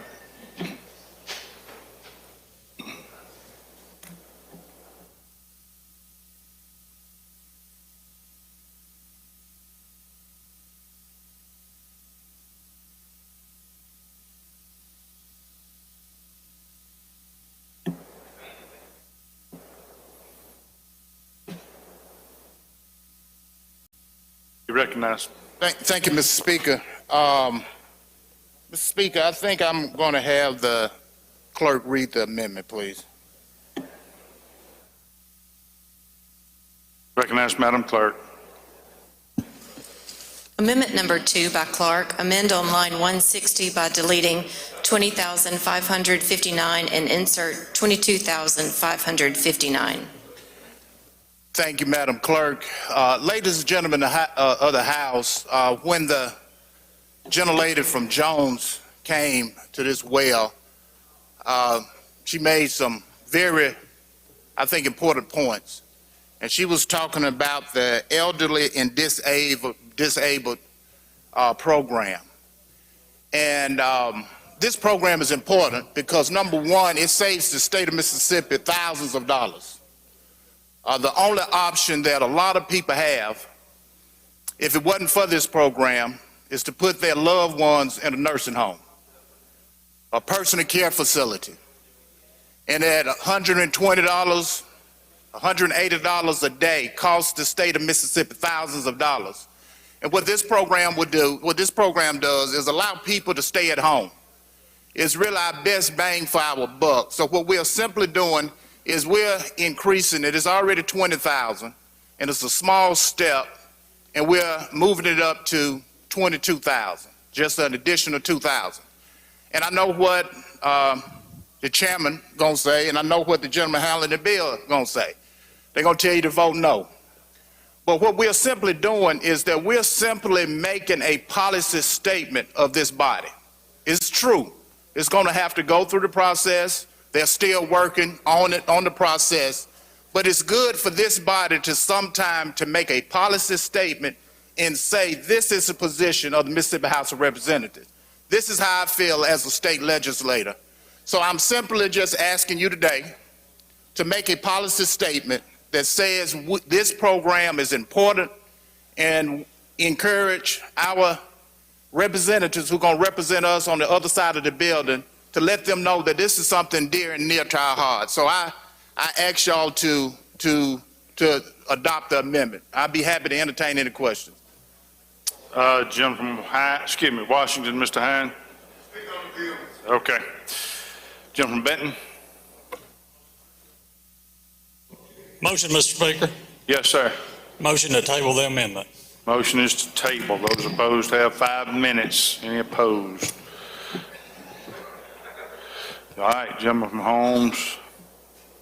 Ladies and gentlemen of the House, again, this amendment do no harm or foul to the bill. We have very capable chairman and subcommittee chair that's going to go on the other side of the building and represent us well. But we have to give them our marching orders.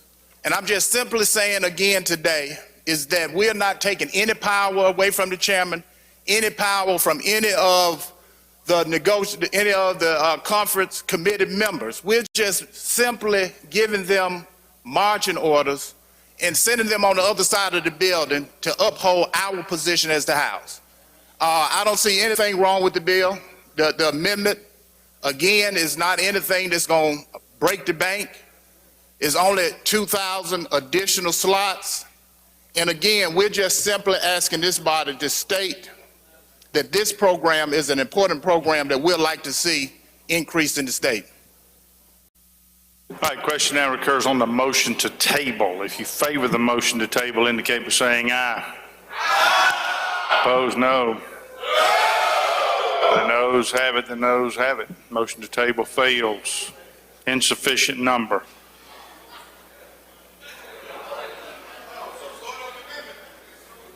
Okay. Recognize the chairman to close or respond. Thank you, Mr. Speaker. The bill has a reverse repealer on it. I committed to the lady from Jones that I would work through the process as we go through it, but we'd like to keep this a clean bill and send it over to the Senate. So I ask that you oppose the amendment. You wish to close? He doesn't wish to close. All right, question recurs on Amendment 2. If you favor the amendment, indicate by saying aye. Opposed, no. Noes have it. Roll call is demanded. If you favor the, open the machine, Madam Clerk. If you favor the amendment, vote aye. If you oppose, vote nay. Everyone voted. Close the machine, Madam Clerk, by a vote of 41 yeas, 72 nays.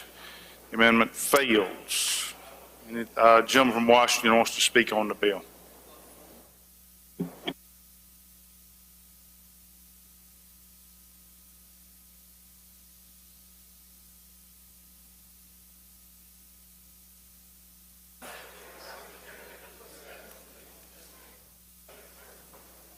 Thank you, Mr. Speaker. Ladies and gentlemen, before I say what I'm saying, I'm sharing this information because I think some of you know and some of you don't know, but those of us who have hospitals in these small communities about to close, I just want to share this number with you. A report was done, and it says that 38% of the hospitals in Mississippi are at risk of closing, and 19 are at the risk of sputtering on closing immediately. Now, the reason I'm sharing those two things with you because we got to do something. We got to do something now. Now, the distinguished, longtime chairman of appropriation has always been a gentleman who always tries to work with you. And my good friend, who I'm a little concerned about, he's getting lost in the building, can't find committee rooms right about now, but he's going to be okay. We really need to do something. Now, this is not about cracking jokes and jesting or fanfare or dissing people. This is about the lives of people who stay in Mississippi. This is about the folk who vote for us, y'all. This is about people who are on the verge of dying and not knowing what tomorrow will bring. It's not promised now. You got young ladies and some a little older having babies who are struggling, and there are not neonatal centers around to take care of them babies. You got folks who have mental health issues, major mental health issues, and they can't even get into a community mental health center because the funding is not there. Something has to change. The status quo has to stop when it comes to health care in this state. Eventually, we're going to have to stop being last in every category. Health disparities. I'm willing to lay my whole check on the line. 80% of the folk in this building, in this room, has at least one health disparity. High blood pressure, hypertension, diabetes, cardiovascular disease. I'm willing to bet all of us got something going on in our bodies here. But guess what? We got Blue Cross and Blue Shield. We got some coverage, but it's a bunch of folks in this state that don't have that coverage. My plea to you is for them who do not have the coverage, and we have the capability of providing the coverage. We have the capabilities to fixing some of these problems. We have to get serious about this particular agency and the health care that we're going to provide in this state. The future of this state depends on us doing right by the citizens. And those little babies that are coming along, and those folk who have mental health issues. Now, we're going to have to pass this budget because we got to keep working on it. But can we please get serious about taking care of the folks who sent us down here? Thank you, Mr. Speaker. Jim Madison, what purpose? Oh, okay. All right. All right, we'll recognize the chairman to close. Move final passage, Mr. Speaker. Open the machine, Madam Clerk. Question occurs on House Bill 1624. If you favor the bill, vote aye. If you're opposed, vote nay.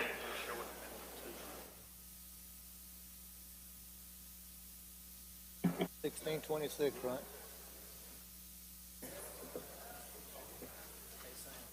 Ladies and gentlemen, we need to close the machine. We still had Amendment 2 up there, and that should not be there, so we're going to have to remove that and re-vote.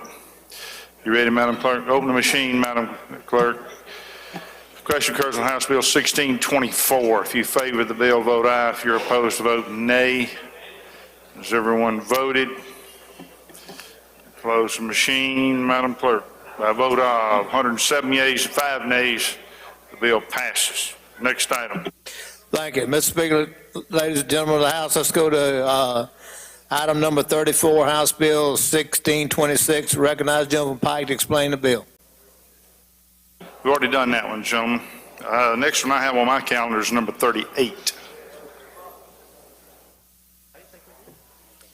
Okay, that next item on the calendar be item 38, House Bill 1630. Recognize the gentleman from Pearl River to explain the bill.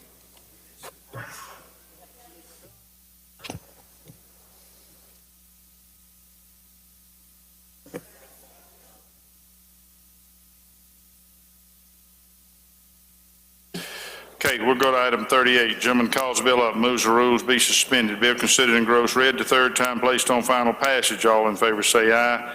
Opposed, nay. The ayes have it. On item 38. Thank you, Mr. Speaker. Mr. Chairman, ladies and gentlemen, this is the appropriations for the Pat Harrison Waterway. There's about a $1.1 million increase to this. It's all special funds, no general funds involved in this, and there is a reverse repealer in it. Questions? Lady from Jones, Ms. Scott. Mr. Speaker, I thought that we were on the Health Department bill. Okay, we'll come back to that later. Okay, thank you. All right, I don't see any questions. Open the machine, Madam Clerk. Question occurs on House Bill 1630. If you favor the bill, vote aye. If you're opposed, vote nay. Has everyone voted? Close machine, Madam Clerk. I vote 106 yeas and 12 nays. The bill passes. Ladies and gentlemen, we took up item 34, Department of Health, in the block, but it has a committee substitute that goes along with it. So we need to go back to that item and call it back up, reconsider the vote, and go to the committee substitute. So you make that motion, gentlemen? Yes, I do. Motion is to reconsider the vote by which House Bill 1626 passed. All in favor say aye. Opposed, nay. The ayes have it. Bill is back for the House. You wish to adopt the committee sub? I do. Gentleman moves committee substitute be adopted for consideration of the original bill. All in favor say aye. Opposed, nay. The ayes have it. Recognize the gentleman from Pike to explain the bill. Gentleman from Pike's recognized.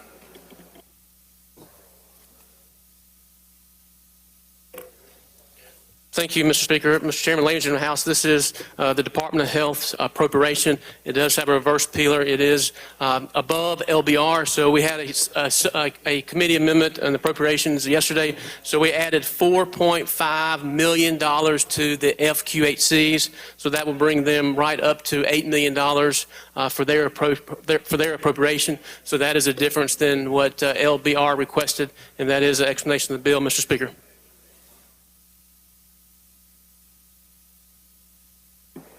Questions on the bill. Lady from Jones. You have an amendment, lady? Don't see any further questions on the bill. So you're recognized. Present your amendment.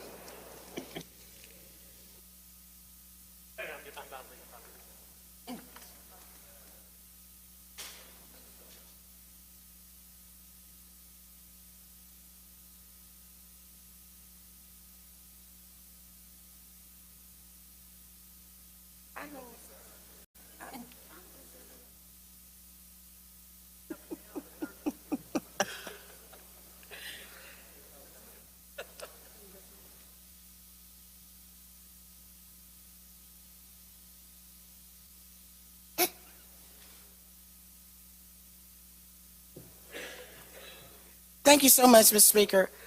Ladies and gentlemen of the House, the chairman has so eloquently told you about the Department of Health appropriation. And, you know, we have to reflect on what we have been through and how our Department of Health has been able to work through the COVID and actually all of the variants that have come from COVID. But I guess the main thing that our Department of Health has had to deal with is the fact that in 2017, this legislature closed 5 regional offices. This legislature closed 2/3 of the district offices, your county offices. We closed them. And so when we were confronted with COVID, the health department was handcuffed. But what could they do? 2/3 of their offices were closed. They did not really have a network. The gentleman from Pike has increased the federally qualified health centers appropriation that comes directly from the state. At least he's proposing to. We don't know what they're going to do in the Senate. But he's proposing to take it up to about $8 million. They came in and tried to help. Hospitals came in and tried to help. But ladies and gentlemen, we have got to get serious about our public health network in this state. We had an article in the paper, I don't know if you all saw it or not, but it was very disturbing to me, that Mississippi battles a 900 million increase in babies born with syphilis in this state. Now, in the Department of Health, you have a department or systems that addresses maternal and child health programs, healthcare programs. But look, if we've had a 900% increase and we've had babies to die, according to this article, babies to die in Mississippi, we lead the entire world in maternal death. We lead the entire world in children's babies' deaths. And now we are, I guess, going to lead the world in sexually transmitted diseases as it relates to children in particular. Now, the problem that we have is that our health department system has been raped by this legislature. We took the structure away from them when we closed 2/3 of the county offices, when we closed regional offices in Batesville, Lady Starkville, Hattiesburg, Madam Vice Chair was closed. I believe Meridian was closed, and I think Macomb, gentlemen, I think the chairman lost his regional office. And what has happened as a result of that, not only an increase in syphilis, but we have had an increase in negative outcomes in every programmatic system that the health department has. Oh, well, why do you say that, Amiri? Well, just ask your neighborhood restaurants. How many of them are late getting their inspections? The people at the health department tell us that they are stretched so far trying to inspect septic tanks, and these are quality of life issues that the citizens of Mississippi deserve to have these things done correctly. So, my amendment restores a little bit of money back to the health department for them to use some of it for maternal health and children's health, so we can address some of these serious problems that are happening with our mothers and babies in this state. This second part of the amendment puts money into reconstituting our health department systems. Now, I didn't tell them to open it up back in Jones County. I should have, because y'all know that's how I do. But I'm leaving it to the health department to let them say where these county offices. Time has expired on ladies' amendment. Recognize the chairman to respond. Thank you, Mr. Speaker. Ladies and gentlemen of the House, I do ask you to oppose the latest amendment. There's no doubt the delivery of health care has changed over the years, and so we moved in that direction years ago when the model for the Department of Health changed. And so, again, this is first action, and we will continue to work closely with the leadership at the Department of Health. But I ask you to oppose her amendment. Recognize the author of the amendment to close. Sorry. Go ahead, Mr. Chairman. I would like for y'all to vote against the amendment. Like I said, reverse repeal. And this is the first action. We're going to be working, and we'll work with anyone we can. Please oppose the amendment. Recognize the author to close on her amendment. Thank you so much, Mr. Speaker. Again, your county offices could be restored with, if you were to vote, to put this little bit of money back so that we can get somewhat of our public health network put back in place. and we can start addressing these problems that the health department used to take care of when they were open, when they were available to do that.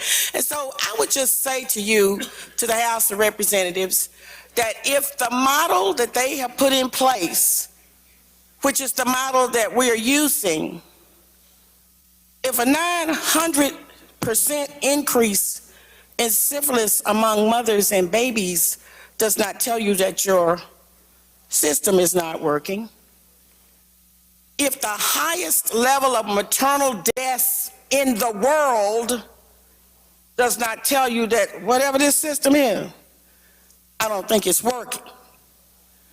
If babies dying, and we lead the world, not America, you know, we usually just lead America. We lead the world in these statistics. Third world countries are doing better than Mississippi in the United States of America, the greatest country, they say, on this planet. That's where we are with our public health system. And let me just say this to you, ladies and gentlemen. We're not out of this variant COVID situation. The health department is just hanging on. If you don't get an influx of federal dollars to address this situation where you can get some private participation, this state is going to reel. I stood at this podium when they came to close these health departments, and I remember telling them, you better hope we don't get a pneumonia outbreak. You better hope we don't get a West Nile. I had no idea that it would be COVID. And you know we had over 120,000 people to die in this state. And a lot of it is because our public health system was such that it could not respond. I just had to tell you these things. You vote however you want to, but let us not go back home and tell our people that we didn't know that the public health system in our state is stretched to beyond its means. Let's don't go back and tell our folks that we did not know that we had a syphilis epidemic in this state. Let us not go back and tell our folks that we didn't know that mothers and babies were dying, not at record numbers in this country, but record numbers in the world. Don't let us go home and say that. Just go home and say that we tried to do something about it. So since we're in the beginning of this process, you get a bite at the apple, I'm asking you to adopt this amendment. Adopt this amendment. Let it work its way through the process. If, in fact, the dollars are there, which we know we got quite a bit of money, if the dollars are there, let them put it in there. But y'all, we got to stop letting this appropriations process go through, and we don't make one single solitary change. Not one change. If we're not going to do anything, I would suggest to our, well, you know, what do the people need us for if we're not up here trying to do something to make a change? So I would ask you to vote for it. That the Centers for Disease Control said that in Mississippi, 2,677 babies were born with congenital syphilis. That's in the nation. Y'all want me to tell you about, well, Dr. Dobbs says that it's absolutely shocking and alarming that we're allowing this to happen. So I would ask you, let's put some money back into the health department, put some money back into the maternal health program, and see can we save particularly babies. And the lady from Lincoln can tell you what happens to babies when they've been exposed to syphilis, from birth defects to, well, terrible things. So I would ask you to adopt the amendment. Thank you for your time.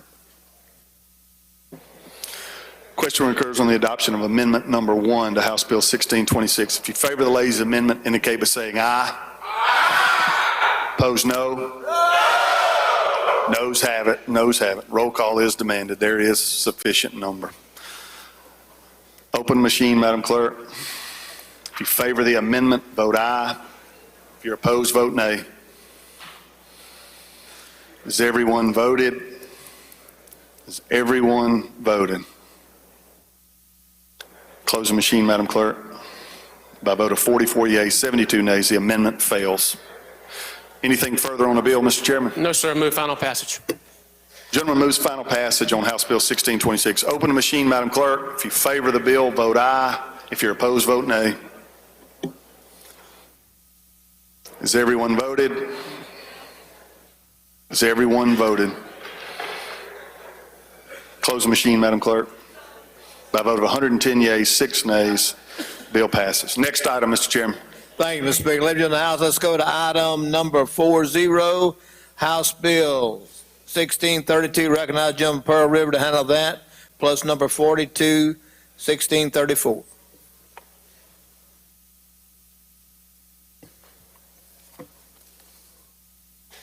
Gentleman calls the bill up, moves the rules be suspended. The bill considered engrossed, read the third time, placed on final passage. All those in favor indicate by saying aye. Opposed, no. The ayes have it. You're recognized, gentlemen. Thank you, Mr. Speaker. Ladies and gentlemen, this is the budget for the state port of Gulfport. They're asking for some increases for some travel, increases in commodities, increases for equipment, and some increases for some dredging at the port. These are all special fund dollars, and what they're asking for spending authority for this. There's no general fund dollars in here, and there is a reverse repealer in this, so we will see it again. Questions on the bill? Don't see any, gentlemen. You move final passage? Move final passage. Gentleman moves final passage. Open machine, Madam Clerk. If you favor the bill, vote aye. If you're opposed, vote nay. Has everyone voted? Has everyone voted?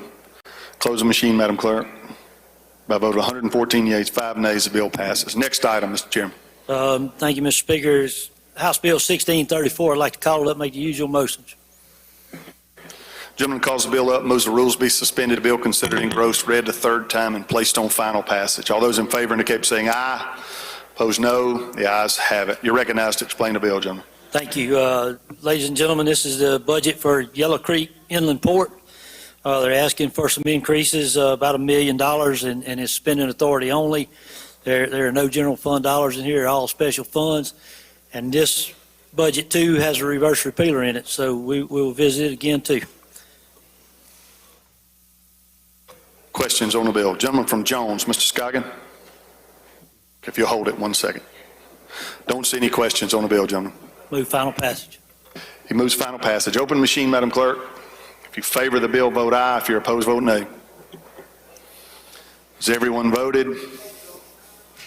Has everyone voted? Close the machine, Madam Clerk.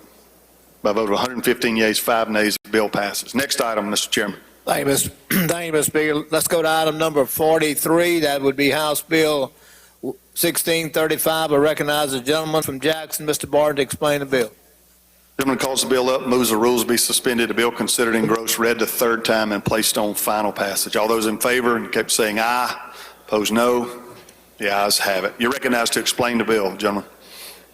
Thank you, Mr. Speaker. Thank you, Mr. Chairman. House Bill 1635 is the Veterans Home Purchase Board, which is basically a bank that loans home loans for veterans. It is a special fund agency. It's LBR this year plus $25 million and $58,200. They have asked for a replacement vehicle, some commodities to complete some renovation in office building, and we're also giving them $25 million extra in spending authority, which is will give them the ability to do $25 million more in loans. They have the money in the bank ready to loan. They have applications already on file, but they need the spending authority in order to be able to loan that other money that they have. The bill does have a reverse repealer in it, and that's an explanation of the bill. Questions on the bill? Gentleman from Hines, Mr. Brown. Thank you so much, Mr. Speaker. Gentleman yield? Certainly. Has the Veterans Home relocated yet? I understand they were in the process of relocating from their current site to another site. That's a different, this is the Veterans Home Purchasing This is actually a bank. They make loans to veterans for homes, for houses. Thank you. I thought you were talking about the veterans' home. Appreciate it. Don't see any further questions, gentlemen. Move final passage. He moves final passage. Open machine, Madam Clerk. If you favor the bill, vote aye. If you're opposed, vote nay.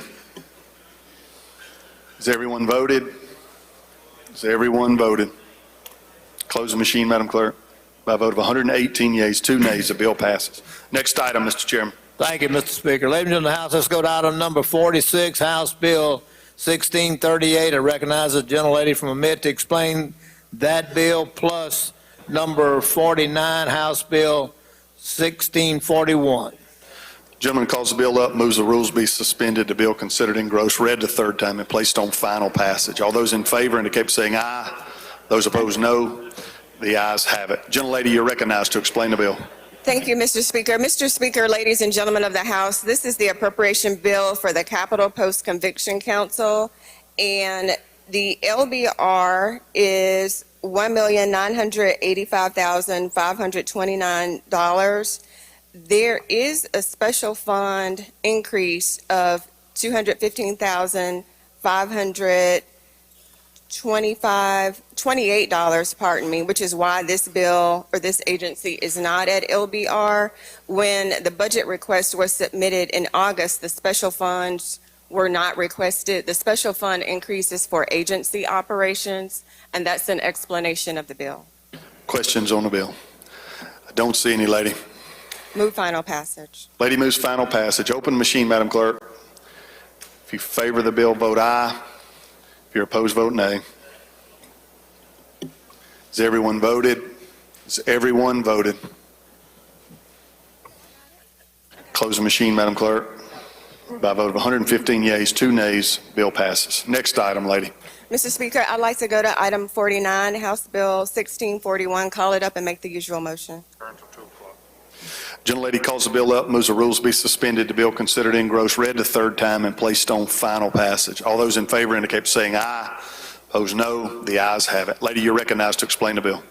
Thank you, Mr. Speaker. Ladies and gentlemen of the House, this is the appropriation budget for the AG's office. It is at LBR. It is at $37,776,958. And just like the other bills before us, it does have a reverse repealer. And that's an explanation of the bill, Mr. Speaker. Questions on the bill? Lady from Jones, Ms. Scott, for a question.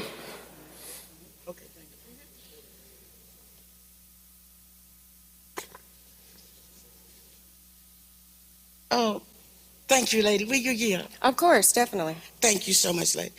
On this Attorney General's budget, can you tell us, we're giving them $500,000 for a Children's Advocacy Center. Can you tell me about that and tell me if it's one in Laurel or Shubuta or Heidelberg? I don't, if they somewhere else, I don't care. I'm just asking about my vote. I'm just being honest. I'm in here to represent my folks. These folks better get up and represent their own folks. She's asking about children advocacy. Lady, we'll have to get... Lady, we'll have to get you some information on that. Are you referring to a particular section in the bill? Lines 219, $554,489. I had never seen that before, and I was trying to see if that was something that we needed in Laurel or Heidelberg or Shubuta.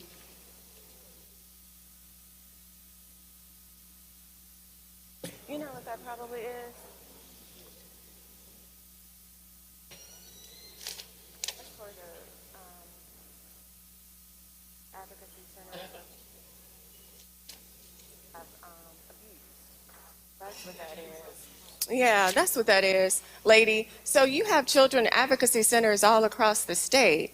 You remember, lady, especially last year, you remember when we had some of the organizations who came and typically they're for the abused children, usually whether it's sexual abuse or physical abuse. Like I know we have one in Natchez, there's one in Pike County. I'm sure you have one in your district because they always come and they bring us cookies.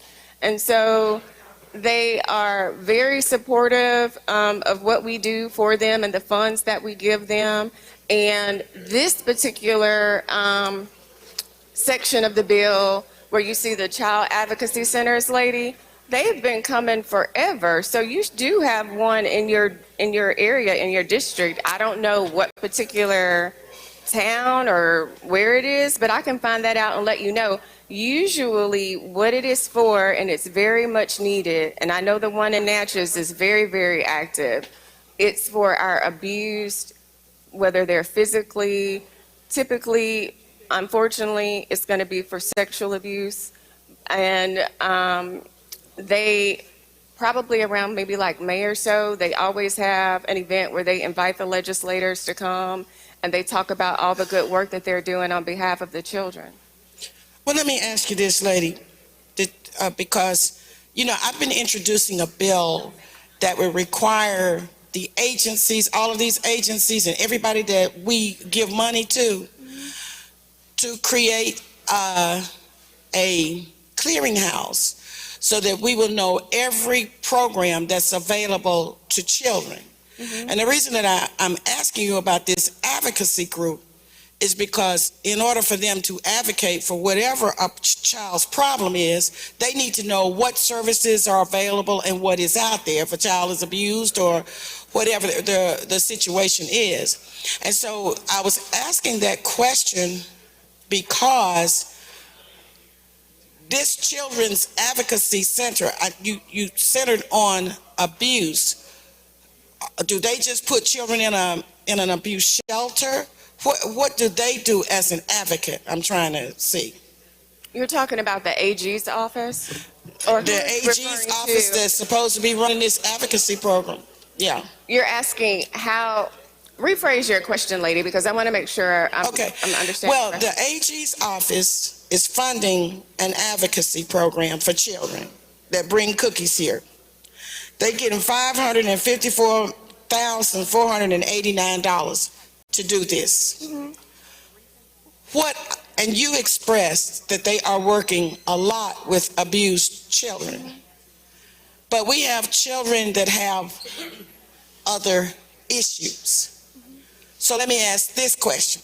Does the Children's Advocacy Center that the Attorney General gets $554,000 to operate, do they only work exclusively with abused children? Lady, usually it's with abused children. That's my understanding. And we're looking at the map. You do have one that's in Jones County. So you have one right there in Jones. From attending these luncheons and talking to the advocacy centers, what happens is that the AG's office works closely with these advocacy centers, especially in the area of interviewing the children. If it's going to be a physical abuse or a sexual abuse case, as you're very aware, typically there's going to be some kind of indictment or prosecution that occurs.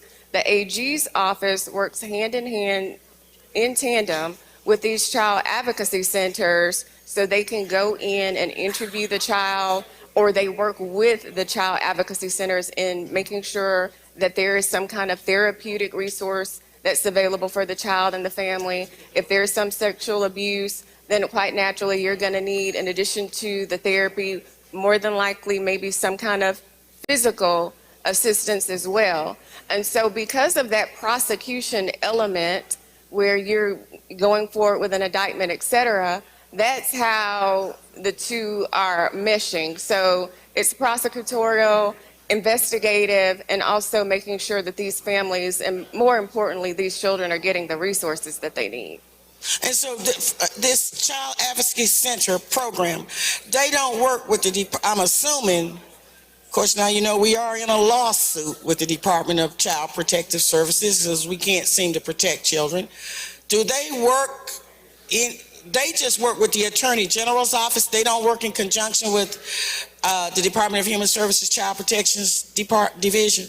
Oh, they do. Pardon me. I thought your question was about the AG's office. Well, this is the AG's budget. But of course, they're working with CPS. Okay. They're working with the Department of Human Services. They're working with all of those agencies, but my budget is just dealing with the AG. But of course, they're working with CPS. So let me, So why do we have the Children's Advocacy Center in the AG's budget? I guess that's the question I need to ask, as opposed to it being in, over there with the Department of Child Protective Services, division or whatever they are. Well, lady, in addition to, and this is kind of segueing into a whole nother area, but the AG's office has been working very closely with children. We have the AG's office working with our sex and human trafficking and making sure that if we have minors that are being human or sexually trafficked, that they're involved in those investigations, prosecutions, and arrests as well. And so since the AG's office is the law enforcement agency for the state, and again, you're having that prosecutorial component and doing assessments, doing investigations, then that's where it is right now. That's not to say that you're not going to have CPS involved or the Department of Human Services, because they are involved too. It's a network. It's all of them partnering together. Okay, lady, will you get your person who has the map? I would like to know to whom I would need to speak to in Yes, Jones ma'am. County about this program, because I've been here a long time and I didn't know anything about it. Yes, ma'am. They come every year. I'm not, I know you told they bring cookies, but I'm talking about what they do in, I'm assuming, Jones County and that region. We will make sure you get that contact and that information. Like I said, I know the one that is in Adams County, that's in Natchez, and the ones that are in Pike County, they are very, very active. Okay, and ladies, so you'll know, we have always in Jones County had a kind of bad reputation for this, in that we're proud that we have rail. We're proud that we have 2 airports. We're proud that we have Mississippi State Highway 11, 84, 45 is 20 minutes away, 20 is 50 minutes away, 59 comes right through the place. Is there a question, lady? But it Let's restrict our interrogation to questions, It please. also brings a lot of other problems, like things happening to children. Because we have a lot of things happen to children in our county that doesn't happen in other places. And that's why I was asking you about this particular program. We have high instances of VD, high instances of rape, high instances of human trafficking, and a lot of it is because we can't catch the folks. They jump up on and they're gone. We'll make sure you get that information, lady. Don't see any further questions, lady. Move final passage, Mr. Speaker. Lady moves final passage. Open the machine, Madam Clerk. If you favor the bill, vote aye. If you're opposed, vote nay. Is everyone voted? Is everyone voted? Close the machine, Madam Clerk. By a vote of 111 yeas, 7 nays, the bill passes. Next item, Mr. Chairman. Thank you, Mr. Speaker. Ladies and gentlemen of the House, let's go to item number 51. That would be House Bill 1643. Recognize the gentleman from Jackson, Mr. Barton, to explain the bill. You want to call it up first, gentlemen? Make the usual motion. Gentleman calls the bill up, moves the rules be suspended, the bill considered engrossed, read the 3rd time, placed on final passage. All those in favor indicate by saying aye. Opposed, no. The ayes have it. You're recognized, gentlemen. Thank you, Mr. Speaker. Thank you, Mr. Chairman. House Bill 1643 is for the Department of Finance and Administration's Bureau of Buildings. This is the reappropriation bill we do every year. $230,315,628 was appropriated in the past for renovations or construction or whatever. Those projects have not been completed. What we're doing is just reauthorizing, moving that money forward into this year's budget so the Bureau of Buildings can continue working on those projects. That's an explanation of the bill. Gentleman from Pike, Mr. Porter. Introduction out of order, Mr. Speaker. You're recognized. Ladies and gentlemen in South Gallup, if you would help me make welcome my friend and a good Alpha brother, Mr. Reginald Virgil.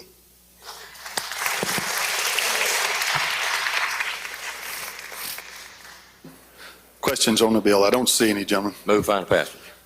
Gentleman moves final passage. Open machine, Madam Clerk. If you favor the bill, vote aye.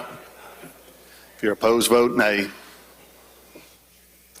Has everyone voted? Has everyone voted? Close the machine, Madam Clerk. By a vote of 113 yeas, 5 nays, the bill passes. Next item, Mr. Chairman. Thank you, Mr. Speaker. Ladies and gentlemen, House, let's go to item number 52. That would be House Bill 1644. Recognize the gentlelady from Mitt to bring it up and explain the bill. Gentlelady, you're recognized. Thank you, Mr. Speaker. Mr. Speaker, ladies and gentlemen of the House, House Bill 1644 is our deficit appropriation bill. Let's make the usual motion, lady. I make the usual motion. Call it. Lady calls the bill up, moves the rule be suspended, the bill considered engrossed, read the third time, placed on final passage. All those in favor indicate by saying aye. Opposed, no. The ayes have it. You're recognized to explain the bill. Thank you, Mr. Speaker. House Bill 1644 is our deficit appropriation bill. We usually have one every year about this time. This is going to be the vehicle that we use as we enter into conference. It does have a reverse repealer.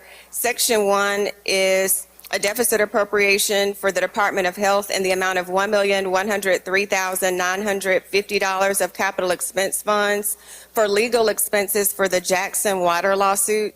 Section 2 is $4,464,848 of capital expense funds to DPS for the Capitol Police. Section 3 is $4 million for DPS for expenses for the Mississippi Highway Patrol. Section 4 is $3,248,183 to DPS for driver's license services. Section 5 is a deficit appropriation to DPS in the amount of $3 million to defray expenses related to the forensics lab. Section 6 is $23,865,997 to the Department of Corrections for the medical program. Section 7 is $1,596,594 to the Department of Corrections to defray expenses for the regional facilities. Section 8 is $2,873,765,000 to the Department of Corrections to defray expenses for private prisons.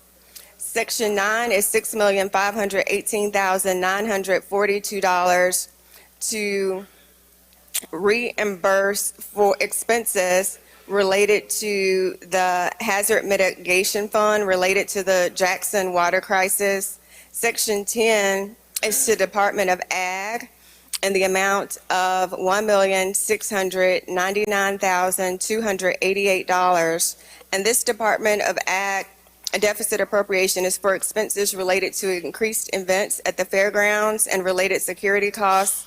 Section 11 is to the Office of the Supreme Court. It's $335,000 for special judges.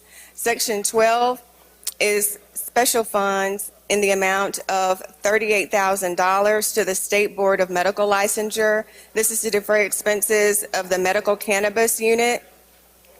And Section 13 is $24,961 in capital expense funds. And this is for the increased volume of cases related to the Open Meeting and Public Records Act. That's an explanation, Mr. Speaker. Questions on the bill? Lady from Jones, Ms. Scott.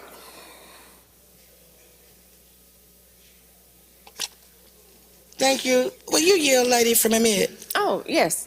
Thank you so much. Now, lady, will you go to Section 8 of the bill?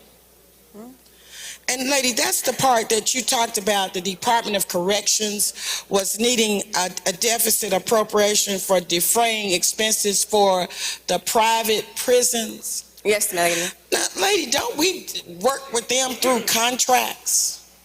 We do, but the reason why this is needed is because they had to change the contracts. So I talked to the Department of Corrections just to get a little bit more information about why the deficit is needed, and it's for the very reason that you just stated.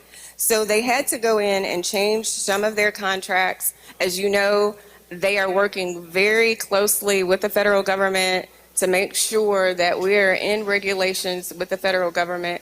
And in talking to the department, this was something that they needed to change internally with their contracts, and that's the reason for this particular deficit appropriation. So the federal government is suing our private prisons as well? No, ma'am, I didn't say that they were suing our private prisons. I said that they are working to make sure that we are in line with any federal regulations. No, ma'am, I'm not saying that the federal government is suing the Department of Corrections. Okay, and so this is compliance. Okay, and so so that the House will know and understand that next year, we should not expect a $3 million overage from these private prisons, that they will have come in compliance, they would have gone through the process of giving the Department of Corrections a contractual bid that makes sense, right? Well, that's the anticipated outcome. That's what we would hope, lady. But as we go through the process, there may be additional money that's needed. You know, you see several items in here, several sections for the Department of Corrections, and basically all of these are to make sure that we are in compliance. Again, not that we have been sued, but in talking to the department, making sure that we are in compliance. And you know, after COVID, lady, after COVID, there had to be some changes, you know, with some of our institutions, some of our correctional institutions. Bed counts increased, et cetera. The number of individuals who are incarcerated, that increased when the maximums increased at some of these facilities. And so that's the reason why it's needed. Well, you know, I think you would agree that when we look at these overages, for instance, even with the regionals, we don't have that, you know, we don't have that big a headache about the regionals because they're us. But these privates, you know, is another thing. And then we see what we had to do on the medical. So I saw that part. But lady, I would hope that you would agree that we don't want to be paying these private prisons, you know, letting them say they need one amount of money and then come back to us later saying that they need another amount of money. When you would agree, they have lawyers and folks that know what they have to do to be in compliance, and they have accounting people who know what it would take for them to run these prisons. You would agree with that, wouldn't you, lady? They do. We do as well, and that's why we're spending this money, lady, as I said, just to make sure that we get these contracts the way that we need to. And I don't want them to have it because I'm trying to get it for elderly and disabled waiver. Thank you so much. Thank you, lady. Don't see any further questions. Move final passage, Mr. Speaker. Lady moves final passage. Open machine, Madam Clerk. If you favor the bill, vote aye. If you're opposed, vote nay. Has everyone voted? Has everyone voted? Close the machine, Madam Clerk. By a vote of 109 yeas, 7 nays, the bill passes. Anything further, Mr. Chairman? Appropriations yields the floor.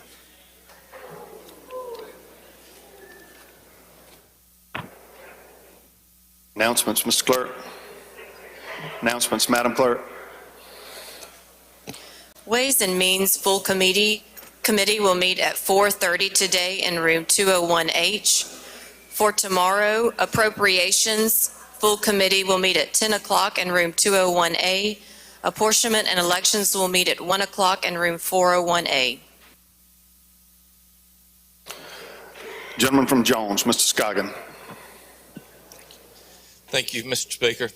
I would like for everybody to help me recognize Miss Lindsay Rayburn. Today is her 16th birthday, and she is up here spending it with us. Wish her a happy birthday.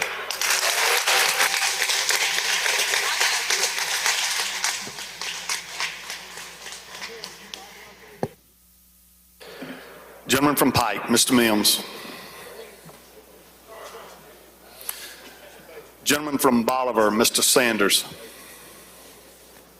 Thank you, Mr. Speaker. I ask that everyone today help me journey in memory of a longtime Cleveland police officer that I got news this morning that he passed away, Rory McCoo of the Cleveland Police Department. Thank you, sir. We will do that. Gentleman from Oktibbeha, Mr. Roberson. Thank you, Mr. Speaker. Ladies and gentlemen, if you have not filled out your statement of economic interest, it is due today. So I encourage you to get it filled out.